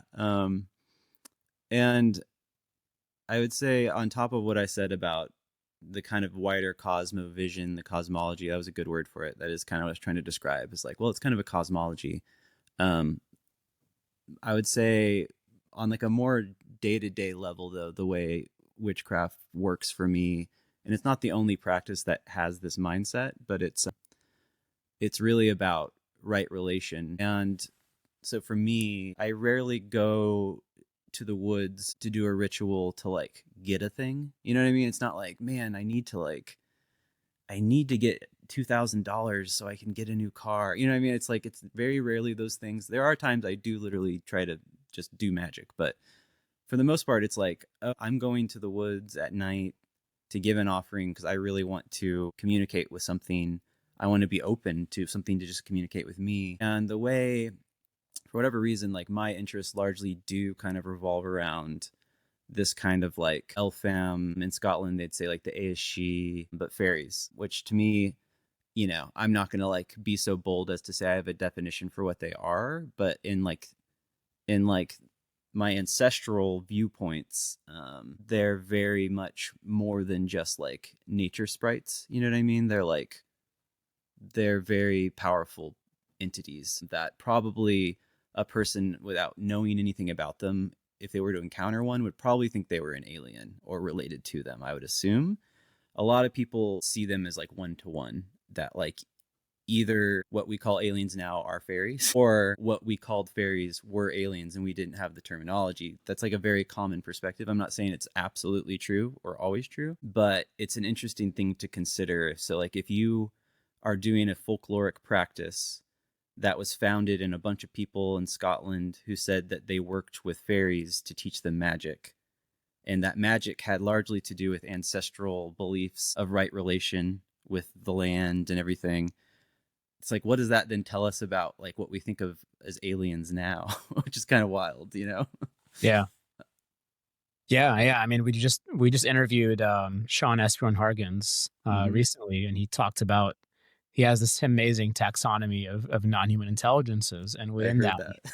yeah. I mean, he's got like, I think he has said he has maybe 6 to 10 different like overarching categories, and then within those, he's got each one has like up to 50 different types, and he talks about the fae and fairies a lot, and that's part of his tradition also. And he got into like, I mean, he's talking about like more elemental type earth-based fae, and he talked about techno elementals that mess with technology and inhabit technology. He talks about nature spirits and how they may inhabit like trees and plants and things like that, and even like the stuff you produce from those afterwards, like wands made from a tree that has the spirit inside of it, how it carries over, all the way to galactic fairies that he talked about, and how some of those look more maybe like Tolkien-esque and what we would call like elves and things like that. There's a whole variety of types of beings that have been around us across time, across cultures. That doesn't even touch on into like Native American traditions and the little people that they have as well, in some cases. So it's fascinating. Yeah, I think he said this. I can't remember. Maybe he didn't go into it, but I have a little bit of Native American in me. It's not something like I claim because it's not very big, but it's Cherokee. And it's really interesting because the Cherokee have both diminutive type beings that like a lot of people think of when they think of fairies, and they have like what you would think of as like Tolkien elf type beings. They have different words for them, and like Mm. they're distinct Oh wow. beings. And it's really interesting to see that because that's also similar to what you see in like Northwest Europe a lot. There are sometimes like these smaller type beings, but then you have these like very like glowing, sometimes associated with stars and stuff type beings that are a little bit more deity like in some ways. But if it's cool now, I was going to tell you an experience from the past few years to demonstrate like what, when I say I do a ritual or like I engage in this practice, what it looks like. Definitely. That sounds great. Yeah, please tell us. Cool. So I honestly like I have two kids now, and I have this business I run. And we have a tasting room that's an hour away. So long story short, I'm very busy, so I don't get to do stuff all the time. Like I wish I started this when I was 20. Like I would have had some really cool experiences when I was younger and nothing better to do. But so I really kind of I do very like meditative things. I scry. I do like divinatory things for like more just like communication. I give offerings, but like every once in a while, I get to do like a real ritual type thing. You do a specific form of scrying? Yeah, I was taught. It's very mundane, which is cool. I was taught by a woman who I've interviewed named Rose Aurora, who practices what's called trolldom, and it's a Nordic folk magic tradition. I remember when I started talking with her about doing it, it was like remote lessons basically. Everybody should check her out. She's great. It's very simple though. Like I kind of thought it would be like, okay, incant something in Swedish, and then like I don't know, like bring up a wand. Like I thought it was gonna be some really mystical thing, but it's very simple. It's like imagine the thing you want to see or look at a picture, and in your mind or looking at it, kind of visualize a circle going around it, and ask the question of like a lot of it was based around kind of like magic stuff. So it would be like I could look at a picture of you, put a circle around you, and say what spirits are around him. And then basically at that point you wait for impressions. So it could be visual, like I could literally see a thing around you, which happens sometimes. In my mind I could see a thing, which is usually how it works for me. I usually have to close my eyes.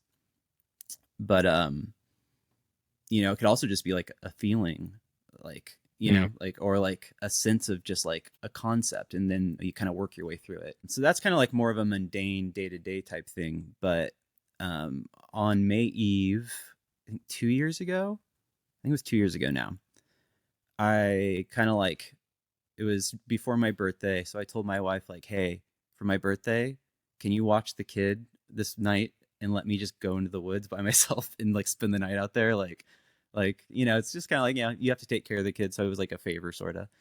And she's like, yeah, sure, whatever, like you're crazy, go for it. Like she's supportive, but like she doesn't like do any of the stuff with me. And I didn't have anything like grand planned at all. I did like very basic, like creating a circle, like I described, trying to kind of create like an eternal moment. And then I just more or less made offerings of like bread and wine, wrote a little thing to say. And it was more or less an offering to kind of like, to me, sort of this divine feminine figure / fairy queen being that I don't think is a 1-for-1 with the being I encountered on Psilocybin, but I think they're related. There's a connection there. Like I can access the bigger thing through the thing I have a connection with. This being I experienced in Psilocybin, who I now like can totally like communicate with and give offerings to like on a weekly basis, and we have like a rapport, so it's kind of an offering to that being, but then also beyond that being, the larger thing that kind of can be channeled through them. Anyways, the interesting part beyond that is it was a very simple thing, simple ritual. And then I was doing like what they kind of call in like Northwest Europe folk magic, like sitting out. So then I just like was going to sit around all night long to see what I would see, like maybe nothing, but and since then I've never had anything like this happen. I've had like kind of crazy things where like animals show up when I say certain words and stuff, which is still cool and crazy. But this was like insane, and maybe it'll never be this good ever again. I don't know. And within an hour, I'm just kind of hanging out, and I was doing some meditating and, trying to like really make the most of this experience. But I see like a very small, like what we would call like a will-o'-the-wisp. So like a little orb, but it was very wispy, and it had like a very like dance-like movement. And I was hanging out in this one part of the woods, and it kind of like flows by me and kind of goes, a different direction down a path. And I'm kind of like, I guess I have to follow it. I don't know. Like, I don't know. And so I just kind of follow it through this path through the woods. And it's kind of like going towards the sky. It's not in the sky, like proper, like a ship, but it is like I'm looking up at the sky and seeing it and just following it. And I end up at like a clearing, and I'm kind of like sitting around kind of talking to anything that wants to listen. And at a certain point, funny enough, Sinead, when we talked not on mic or not recording, you mentioned some of like the energetic experiences you have where you get like completely overwhelmed with like a contact. And that's like what happened. I was very active and excited by this light, but then I was so overwhelmed by the feeling once I hit this clearing, which interestingly was a crossroads, which is very like witchy, maybe not meaningful to other practices, but if you talk to a person practicing like the occult, they'd be like, oh wow, a crossroads, And I had to like lay down because I was so overcome. And then just for, I think, an hour, my body was just like, I don't know. It was experiencing crazy energetic movements, and I felt it in weird places. I've heard other practitioners of similar things describe it as like, it feels sexual, but not because they think they're actually having sex. It's just like our body doesn't know how to process it any other way. So that's like how it feels. It's like but ecstatic. Ecstatic. And like the way I described it afterwards was like, it was almost like I was having sex as a woman. Like it was like inside of me in a way that like I'd never felt before, and it was strange. And it wasn't pain. Oh, go ahead. I know. I'm just glad you're mentioning this as frankly as you are, because I think that sexual power is something we need to be talking about. It is something that it's a taboo subject. It makes people uncomfortable. So I just want to say out loud that I love that you're bringing this up, and that, it relates to that chakra. I can't remember which one right now because I'm tired, but there's so much power and possibility and energy and power in it's not just sex. It's like that particular energy and the consciousness that comes with it. So I love this. Please keep going. Oh, that's awesome. So that went on for a very long time, and most of this time my eyes were closed because I was like completely overwhelmed. It was very much like I was on an intense drug trip, but I wasn't. Like it would have made a lot more sense if I had at least been on some drugs. You know what I mean? Even like subtle amounts of psilocybin would have explained a little bit of like needing to lay down and close my eyes and stuff. But it was just very overwhelming. And then it kind of slowly faded away, or at least, mellowed out to where I was like, okay, I think I can get up now. Because I didn't want to be there all night. I was like on the ground. I didn't have like a pillow or anything. I needed to get back to my camp. And like, there's literally like wolves in this forest. So like, I'm not going to just like sleep in the middle of a path. But when I opened my eyes, I still like have trouble believing it. But I'm in a clearing, and on all sides is forest. And completely like within the forest all around me, it's like I'm looking at like a super starry sky. So there's little white lights everywhere, like everywhere. It's not just like two. It was like, I don't even know. There's probably thousands of these lights, to where like my first impression, because I'm still being rational, I'm like, oh, there must be quartz crystals everywhere and the moon is making them reflect. Like I was so like, like, what's going on? Like there must be a thing. Yeah. And then like I just sat there and was like, no, this is just fucking crazy. And I just kind of like watched for a long time, and then like eventually they like receded and it went away. Wow. And then like I walked back to where I had like a camp set up and went to sleep. But it was like, so that's like an example of like how doing something that is like not even CE5, not anything too complex. It's just like I read what would more or less be like what somebody would have said in the 1500s, you know, with wine and bread, can give you an experience that probably a lot of other people, without knowing what I did, would be like, oh, so you like had like extraterrestrial encounter in the forest, you know what I mean? Like, but then it's kind of like the Fae. So it's just, yeah, it's weird. Wow, that's amazing. That is amazing. So coming out of that, was there any lingering effect or any changes that you noticed in yourself afterwards? I would say that from that point on, it wasn't immediate. Like I couldn't be like, and then the next day I was better at this or that, or I felt I'd overcome a thing. But that was like a turning point in me doing the practice. Like before then, I would have said like I dabble in witchcraft or I'm experimenting with witchcraft. Like it was a curiosity that I played around with, but I would never like have the confidence to say like, oh, I identify as a thing that says like I'm a witch, you know? And then after that, like it was kind of like there was no going back. And my experiences with like psychism, with scrying, my interest in pursuing just like starting the podcast, coming up with no longer just kind of like, oh, I'm going to kind of like read from this book or whatever. It became like, no, I need to like communicate with the spirits I'm with and ask them what they want me to be doing. Like, what's the point of this? Like, what's our relationship about? And so it became a much more like, yeah, I don't know. It's just, it's so different from, I think, what some people would think of if they hear that somebody practices witchcraft, of like, oh, you light a candle to get a boyfriend or whatever. You know what I mean? Like, it's very like, this is more like much beyond that, and like very spiritual, very religious sort of for me at this point. Like I do things in that same place. Relational for sure. I do things in that same place where I did this ritual now to like clear it energetically, because as far from what I think I've been told, that's what some things want there. Like it's like making it more hospitable to them and things like that. It's like giving certain beings an area that's like for them, that is separate from other parts. Like that's kind of that's like a tangent, but I'm just saying like that's the type of thing I'll come away with from doing things like that. That's beautiful. But yeah, that's kind of what I meant when I said that. In my experience, I felt like I created like an opening or a portal for this thing to come through, like it needed to. Like it felt like it needed someone to create that space for them. Interesting. That's funny. Yeah. Well, we have to meet them. Like it's not fair for us to just make them do all the work, right? Like we have to do the work too. We have to meet them at the door. That's the way I feel. We have to meet them at the doorway, and either they open the door or we open the door or we open it together. But it's this collaborative process when we're both committed. Yeah. That's really beautiful. And actually, Chad, what you said about asking them, like, what is the point of this? What are we doing together? What would you say is the point of it? I mean, it sounds like for you, the point is on a personal level, the communication, the communion, the evolution of yourself, really through these practices, right? Becoming a more aware, connected human being.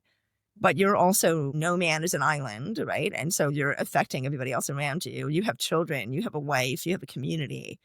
I'm sure you're thinking of the benefit that you're expelling just naturally to other people through your practices. So what do you think is the point of it in terms of what's around you and making a contribution to the world, the people around you? Yeah, I think the best way I could describe it, I interviewed a guy yesterday who I'll put the podcast out soon. His name's Scott Richardson Reed, and he wrote this really cool book on Scottish folk magic, which is like, it's sort of like my Bible now, just because it's like the best information out there on the subject. And he's a super sweet guy, really interesting stuff. And his whole thing is, and it's not something I would say I subscribe to 100%, and like it's a little controversial, but he sees like what they call the fairy faith in Scotland now And even in the witch trials, it was a thing that was kind of like old. It wasn't like very current. You know, it had been tried to be, Christianity had tried to, you know, diminish it and kick it to the side or demonize it. And what he sees it as is like a very, very archaic memory of an ancestor veneration religion, basically. And that if you look at a lot of the mythology from Ireland and stuff, there's all these legends about how, you know, the Tuatha De Danann, who are kind of like the magical gods of Ireland, they have an agreement with the Milesians, who are like the current day Irish. They come from the Milesians, and that they will kind of take over the underworld if the Milesians take over the earth, the middle world, and they have like a compact that they will be in right relation with each other. So this is like basically practicing proper animism. So it's like honoring the ancestors. It's giving offerings for things. It's not expecting to have just like your cows not be sick. It's like, no, we bloodlet on the hill every year on this time so that in return our cows can be healthy. And like, it's just a very reciprocal way of life. Totally, you know, like the way a lot of indigenous practices are, you know, to this day. And so for me, having these communications with these beings, maybe they are just kind of like ancestors that are so far removed from my own experience that I perceive them as like godlike fairy beings. But that's just because they've merged with like the rest of reality in a way that's like crazy. And so to me, it's like what I'm doing is trying to live the way my ancestors would have, with the kind of beings and spirits of like land and stars and ancestors that they saw as like all around them. And it's not easy to do that while living in like capitalist society and running a business and having a family. And it's not easy to do that. But I think all we can do is try to do that. And like, that's part of why I've started a podcast, is because like, I want to have a voice out there of like a person who's not what you think of if they say I practice like witchcraft.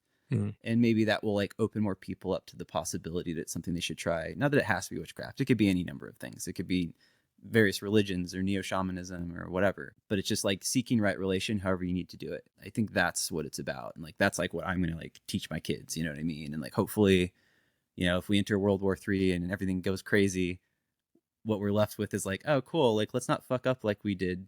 Because, you know, that agreement between the Tuatha De Dananns and the Milesians, where they're like in right relation, is like the exact opposite of what we do as a society now. We basically just plunder the land and the environment, and we don't remember the past. We don't honor the dead. So it's trying to like fix that, hopefully, and give people like a blueprint that you can try to do those things. And that's like, okay. Wow. Yeah. That's amazing. Yeah, really amazing. And you actually just answered my question, which was that I was going to ask you, do you think that this kind of practice can help with ancestral healing? Because it seems like ancestral healing is something that, you know, it's a buzzword, you know, on Instagram and so on, but it's also a very real thing. I mean, now I used to think it was just ancestral healing. Like, how can I possibly do that? You know, I mean, they're all dead. I'm alive now. There's no connection.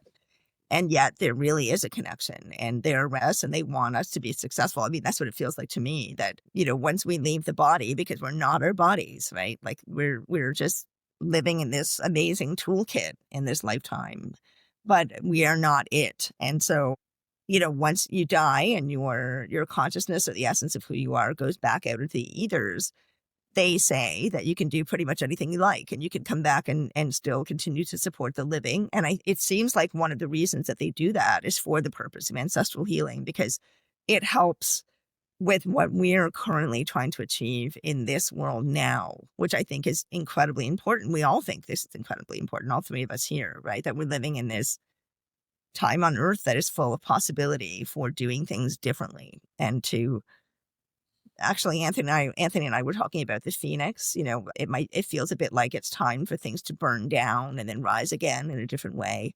And there's a lot of fire symbology in witchcraft that has all kinds of meaning and metaphor. So actually, could you speak to that a little bit in terms of the elements and how you work with the elements? Because that's an aspect we haven't spoken about. And I did want to ask you about that. Yeah.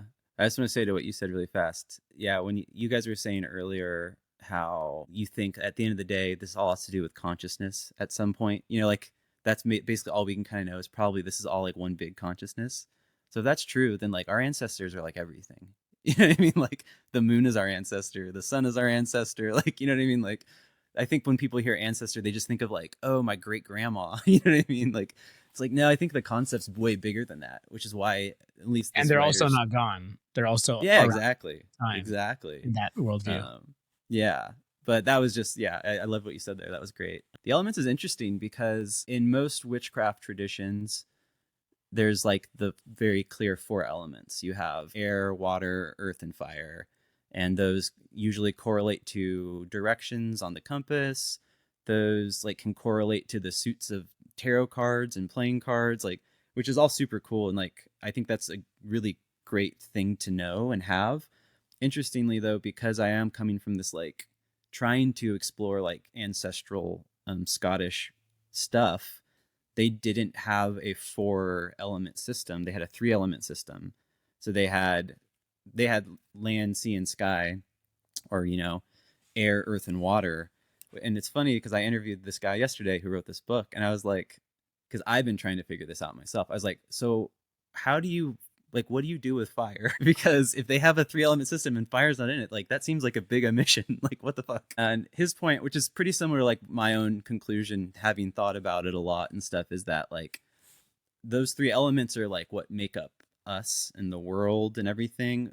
And fire is like the Promethean spark of the thing that gives us life, like maybe somebody would say that that's like chi, you know what I mean? Like it's like it is a thing almost removed from just the elements, and it's the thing that comes together when you bring them together. People talk about how like one thing that makes humans unique is that we can make fire, you know what I mean? So it's like something about creation. So in some ways it's a lot easier to not use that cosmovision and to just go like, oh, fire's in the east where the sun rises, and like I'm going to work with fire now.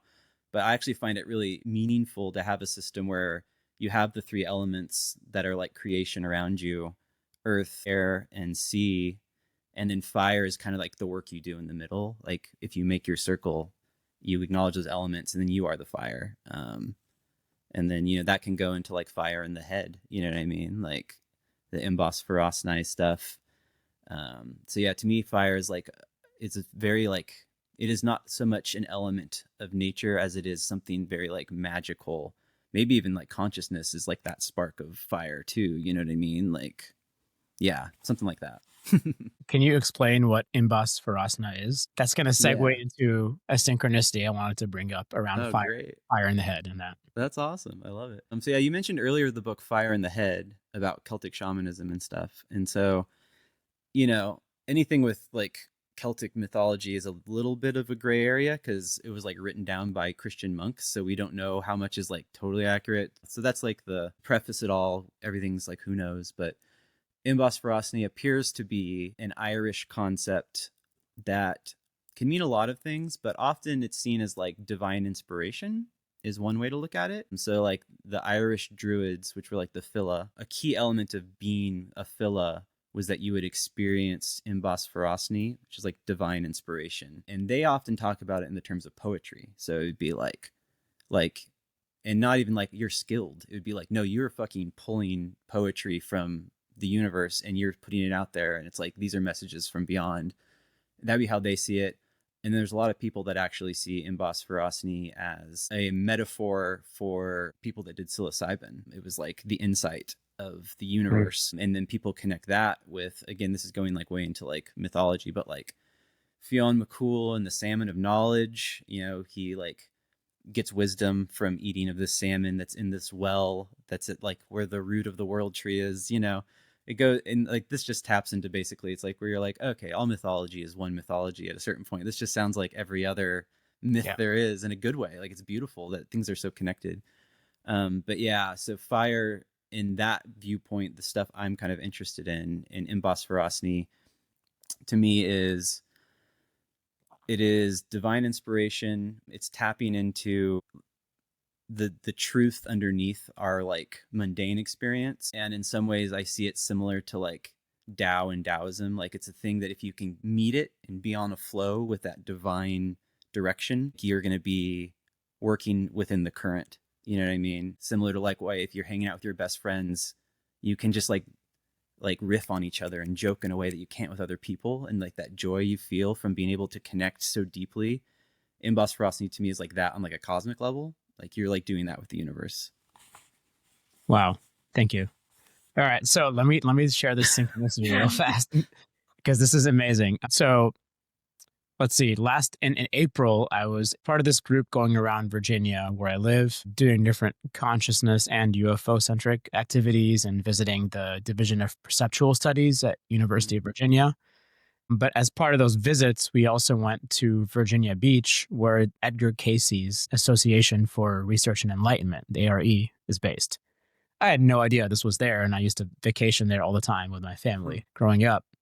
And I didn't know much about Edgar Cayce. So we went there, and it's this huge complex of a few buildings, and there's a museum there, there's a library, there's a spa, which used to be like a hospital that he built because he was a medical intuitive, where he would send patients based after diagnosing them using his psychic skills. And he was a doctor. So I'm at this library. We walk in as part of our group, and I'll show the pictures here, but it's a pretty big library. And the first shelf I see has a few books on Celtic traditions. And the first book I see is Fire in the Head I think it's by Tom Cohen, right? Mm-hmm.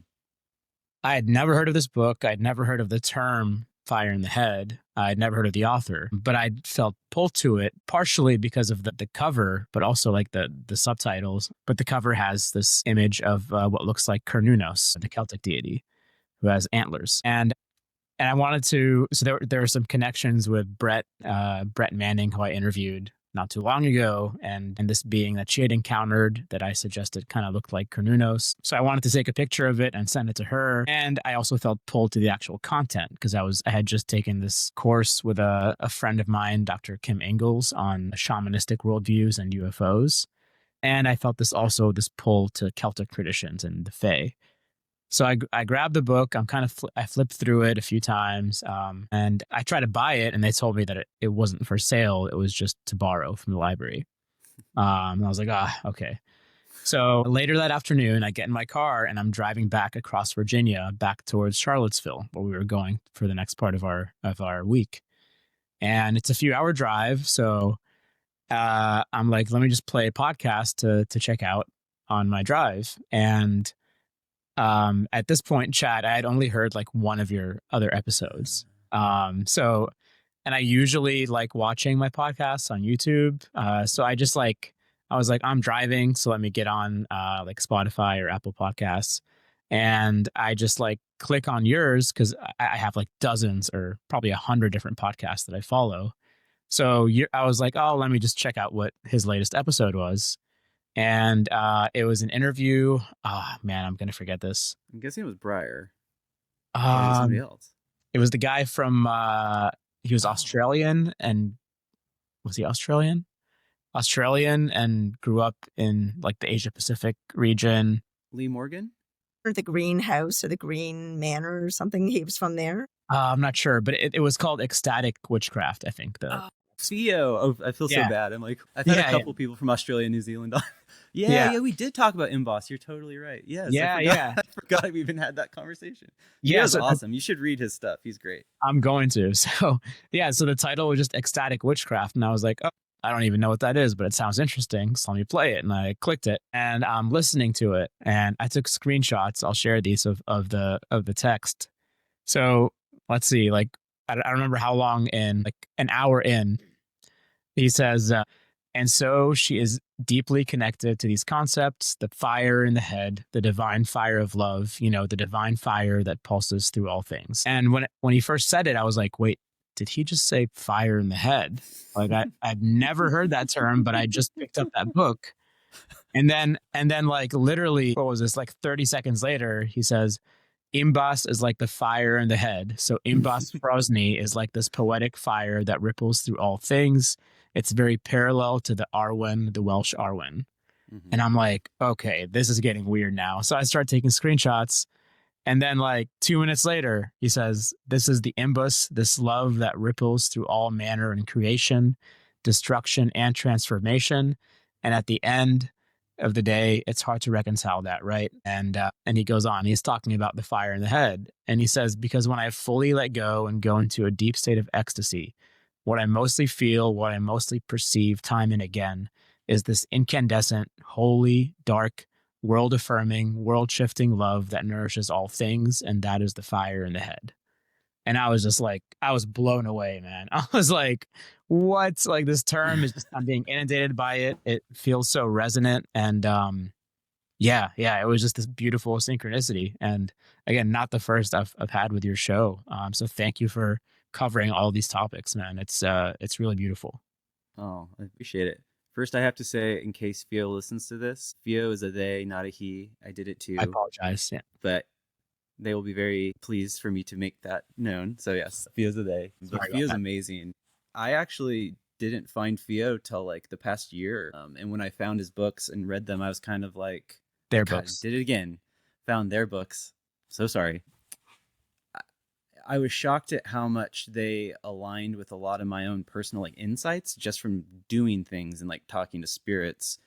And they had kind of laid it out years before. Like, I'm like, man, I wish I would have gotten this book a long time ago. It would have saved me some time.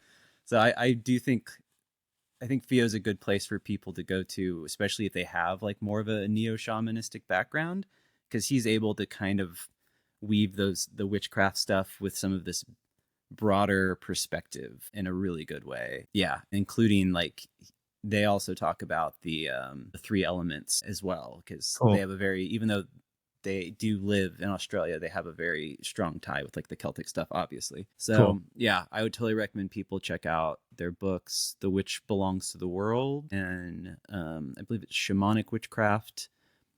And then they sent me some books that I haven't read yet that are the Pinnacle, the Pearl Pinnacle, and the Iron Pinnacle, which are like very niche. But I'm excited to check them out. So I haven't read those yet. But anyway, sorry, that's an aside. Awesome. Very cool. I have one question for you. Well, I have a few, but then I'll pass it on to Sinead. Let's see, which one should I ask? All right. So you mentioned that you have this relationship with non-corporeal spirits. Where do you see that kind of getting into more of the corporeal or embodied beings that we sometimes see in the non-human intelligence space or the UFO space? And do you see a connection there? Just to make sure I understand what you're saying. So with the non-corporeal entities, where do I see a connection with them? Like what's an example of a corporeal entity that you're thinking Sure. of? Like in the non-human intelligence space, we have the Greys or the Nordic or yeah, those kind of things. And then even in some faith traditions, I believe, like people describe actually seeing beings in the 3D. So yeah. Like, well, how does that fit into your taxonomy and your specific relational journey? Yeah, for sure. So the best way I could put it is a lot of my thinking when it comes to the conjunction of aliens, but not aliens, but you know what I mean, like that type of mythos, and then the Fae mythos is Joshua Cutchin, who I think you've mentioned on your show before. I interviewed him a while ago. He's so cool. I love him. Anyways, I think he's kind of like the man when it comes to this stuff. Like he just really gets it. And he used to be on a podcast called Where Did the Road Go before he like was that into writing books, back in like 2015 to 2018. And that's back when I was listening to podcasts all the time. So I got to know him through that. And I love his stuff. Anyways, a thing that he often talks about that's interesting is how one thing, like past the facade of whatever we're seeing, maybe the truest thing that these things actually are like light and energy, and that like we put things onto that, or they project things onto it for us for various reasons. So part of that makes me go like, so when I was in the woods and surrounded by little balls of light, if I just was either able to, chose to, or they chose to, would I just see a bunch of fucking fairies or a bunch of fucking aliens standing around me? But instead I just saw a bunch of little balls of light. Like, I don't know. Yeah. So there's that perspective. And then similarly with like Josh's kind of inspiration often is like Jacques Vallée, who kind of again sees these things as masks that they wear. So to me, I couldn't say that anytime you see a gray, you're seeing what I see when I see a fairy. I couldn't say that, but it seems like often when people encounter grays or Nordics or whatever, it seems like they think they had that experience, but often it might have been in sort of a journey sense. Like it seems like a lot of people think abductions now are more akin to like an internal experience. Not that it isn't real, but that it's like not happening right here, but like on the internal level. So at that point, and that's how I mainly interact with spirits, but like it's like sometimes it's like I'm playing a video game. I'm like, yeah, I say something, they say something back, and it's not like I could have come up with the things they say back to me. So Yeah. it feels very real to me. And I don't think we should have to delineate. I'm just asking, like, we don't have to delineate between physical and non-physical, because I know people who have had abduction experiences with significant others in the room, and their significant others have said they disappeared, like they were not there when they woke up. So that's wild. Like it does blur this understanding, this duality we have between the physical and the non-physical. I just wanted to hear your take on it. So yeah, to me at least, the experience of them being corporeal or not is kind of one for one. Like it seems like both of them can be corporeal, can be different shapes and forms, or can be very like internal, like you're having like a shamanic journey experience or a drug trip almost experience. So I feel like that's very related personally. And then similarly with like crafts in the sky, like I see glowing balls right above the tree line that kind of like hang out, that to me are very denoting like a fey spirit or something. But who's to say somebody sees a craft isn't just seeing that same phenomena? Yeah. And either they can't handle what they're seeing, so they choose to make it look like a craft because they're supposed to be seeing crafts in the sky because that's where we live now. We live in that world. Yeah. Or that's like it's projecting this mythology out. I don't really know, but it's pretty. I do think it's very related in that sense. But maybe what I consider like the spirits I work with, and then like a gray, are still totally different though. Maybe they're operating with the same communication avenues, but the grays are totally different and they aren't related. And it's not that they just chose to look a gray for somebody, but it does seem like the messages of both are very similar. Yes. And what they do is very similar. And it does seem to sound a whole lot more like indigenous spirituality than it does anything else. Like both of them. Yeah. You know what I mean? So yeah, I think it's similar personally. Thanks. Yeah, the notion of is a super fascinating part of it, like the way that we're seeing all these things and the way that they're presenting themselves to us. But then it also makes you think about multidimensionality, right? Like the quantum field, multidimensionality, different densities, what is required for us to live in a certain density, right? I mean, the human realm is made up of a huge amount of materialism, dualism, et cetera, et cetera. Other dimensions are apparently made up of very different kind of qualities, right? Or similar qualities in very different ways. So to me, that's part of it as well, like how they come in and out, they're coming into this dimension, or they're meeting us in a sort of in-between space, like that liminal space, or in the peripheral vision, or in the space between waking and sleeping, all those in-betweens, or like 3 o'clock in the morning when dawn's about to, all of those places where there are bridges in our reality. And then also there seem to be these doorways that we can create energetically or consciously, but then excuse me, my voice. There's also doorways that exist just naturally as like power, as part of power centers all over the world, or energy centers, like that clearing you went to. It sounds like it could be a very resonant place where possibilities like that can happen. So yeah, I mean, it does lend more and more to not necessarily simulation theory, but like our understanding of quantum reality, and the quantum field really has to expand, I think, as part of how we're going to be able to digest all of this. And then also maybe it'll help us be less attached to what they look like, what their bodies are like, well, what are they made of? What metal is it? What are they called? The labels and the terminology is important, but only to a point, right?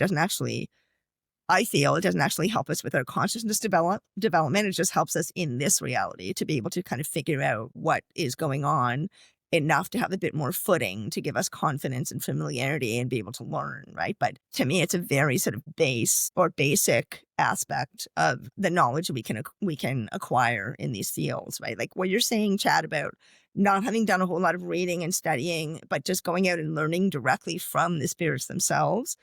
there's a lot to be said for that, because that information is extremely valid and it doesn't need to be in a book. Like you're actually experiencing it. So yeah, there's a place for that as well in terms of perception, right? Like we can do all the reading, we can do all the studying, we can take all the courses, but the experience is also so incredibly individual. So up to individual person where their consciousness is at, where their evolution is at, where their understanding is at, their emotions, their psychology, right? What kind of background you have that influences what you see, what you're comfortable with seeing, et cetera, et cetera.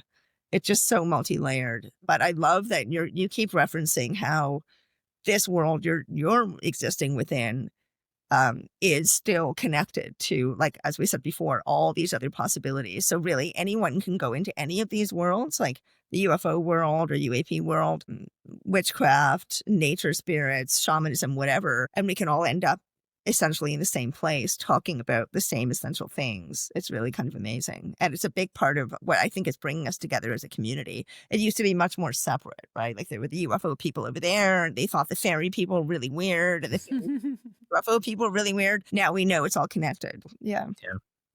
Yeah, we were at the end of, or in the middle of Contact in the Desert.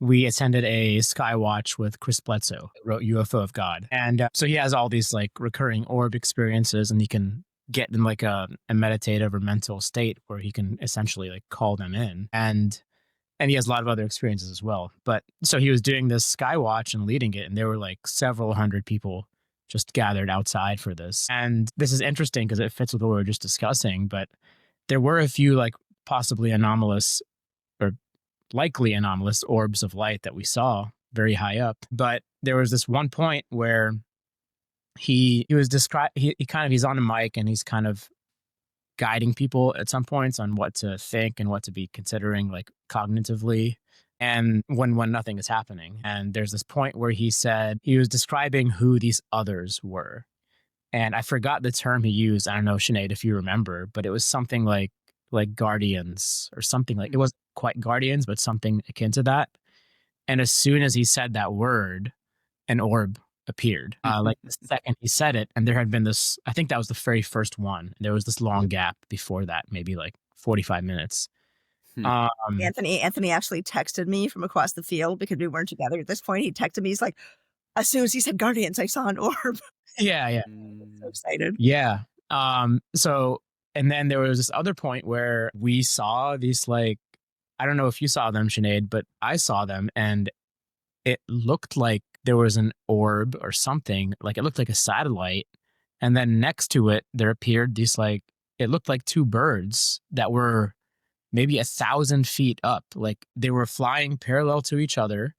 They must have been massive for us to be able to see them from that height, but they looked very high up, and they were just moving like together. It was very magical, and it felt like you were in this almost liminal space just watching it happen. And I remember my mind trying to be like, are those birds? Like, what is that? Like, why are they so high? Why can I see them? It was this weird thing that happened. And then lastly, at the end of the entire Skywatch, there was this like lull. And towards the end, I got up with my friend and we were walking closer to the center where Chris was. And as we were walking, this massive owl flew over the entire field that we were at just by like 50 feet overhead. And we were just like, oh, this is so cliche. Like, no fuck. There's an owl flies over right now. So that, like, all those things, I've seen some commentary on social media since that Skywatch by people who attended, and some like creators and things like that. And no one really discussed any of that. You know, they're just focused on the orbs and what was seen and things like that. But shows that there's so much more happening there that we love to bucket sometimes in the UFO community as like orbs and possible craft. But there's so much more going on, and it has to do with like maybe what we're feeling or putting out energetically, whether it's Chris or whether it's all of us who are there. Absolutely. The liminality of the whole experience, the non-corporeal elements, or the deceptive elements. So yeah, it was fascinating. Yeah. And I mean, again, it brings us back to perception and like what we see, what we don't see, you know, all the things that we notice. around us. And actually, I feel like we are heading towards wrapping up, even though nobody wants to. I think we should probably talk for another few hours, but real life, so-called, beckons. So if you were going to leave our audience just, marinating a little more on this theme of noticing and perception, right? And how the phenomenon is around us, or the phenomena is around us every day, in ways that we notice and don't notice, but it's always there, right? Like you said, it's not about the phenomena growing or becoming greater at this time. It's more about the systems crumbling and dissipating and allowing more of it to come through. So if you were going to leave our audience with something that is accessible and possible for anyone to notice, what would it be? I'll say two things. First, as a final synchronicity, my friend C.R. Sanders, who I've had on my show, very cool guy. I think he was at Contact in the Desert. He's involved in that community. Oh, cool. He texted me the other day and said, hey, because I have a tasting room a little north of where we live in Southern Oregon. And he's like, hey, the Bledsoes are going to Ashland. I'm going to send them to your tasting room. No way. Yeah, they left the day early and they said they were going to Oregon. Yeah. Yeah. So it's just hilarious that you just said that. So anyways, that's just a funny, little, yeah. And then I think... Do you know if they ended up going? It's this weekend. I'm not sure. Cool. I'm not there every day. We have employees. I'm hoping I can be there Sunday, and I'm hoping they'll come in then so I can actually meet them. Oh, that would be I'm awesome. not positive. I know. So I'll let you guys know. We'll see what happens. If you do, tell them I said hi. I know Chris. Yes. I will. Yeah, I will. That'd be great. Yeah. Nice. And then I think what I would say is, just to keep it simple for now, and tie it all together a little bit, the person who wrote that book where I learned the name Elphame from, and then was the first traditional witchcraft book I got that kind of made me kind of fully go down the path, Lee Morgan, he has this really good quote in one of his books, and I'm going to paraphrase it, where he's talking about this concept of seership and psychic abilities and stuff. And he's like, it's really not being a seer. It's just noticing. It's not some magic skill. You can get better at it, but it's more just fucking pay attention a little bit and you'll be amazed how much just comes to you. And a perfect example of that is synchronicity, which is something a lot more this community I think is a lot more attuned to, or at least a lot of members of the community are, and seeing that as communication. You know what I mean? Like you're talking about with Imbas and Fire in the Head and all these things, and owls, obviously, all these things. It's that to me, there's so much synchronicity communication that you can do before you even get to the point where you need to try to get yourself into a place to have a more intense communication with a being of whatever kind. Yes. The amount of times I have a totem for a being that comes to me at a certain moment that makes me know I should pay attention. And then when I'm listening to that podcast, I get that person's book. And then when I read that book, it's aha, now I know what you were saying. Something in that book is ties it all together. Mm-hmm. Mention something about that being or something that being's been trying to help me work on. None of that involved me seeing something magical with my mind or scrying a spirit. It was just listening. And that is also a bit of that divine inspiration. You know what I mean? You're in communication with the world around you. So that's the simplest thing, is listening to synchronicity and not just going, whoa, isn't that weird? Mm-hmm. But next step, then what? And going with it. So yeah, I think that's the best place for people to start. And then from there, I think you can go much deeper, but yeah. I love that. Shed the cognitive dissonance and move into a re-enchanted view of the world. Yes, exactly. And it's also about believing the self, believing yourself, right? And listening to that deep part of you that knows, that's always connected. So I really love that. Anthony, this is a great spot to wrap up. How would you like to this has been awesome, Chad. Thank you so much for being the first guest we've both had since our rebranding for the podcast. So stoked. I'm honored. Thank you. And, I'll have you guys on my podcast too. I've got a handful of people lined up, but I'll let you know when there's a break, and I'd love to get you on too. That sounds great. Yeah, we always have a ton to talk about. So I know, exactly. Yeah. It'll be great. We can catch up on all the synchronicities that happened in that interim, Totally. Yeah. Amazing. Awesome. So cool. Amazing. Thanks so much. Thank you, Chad. Okay. Thank you.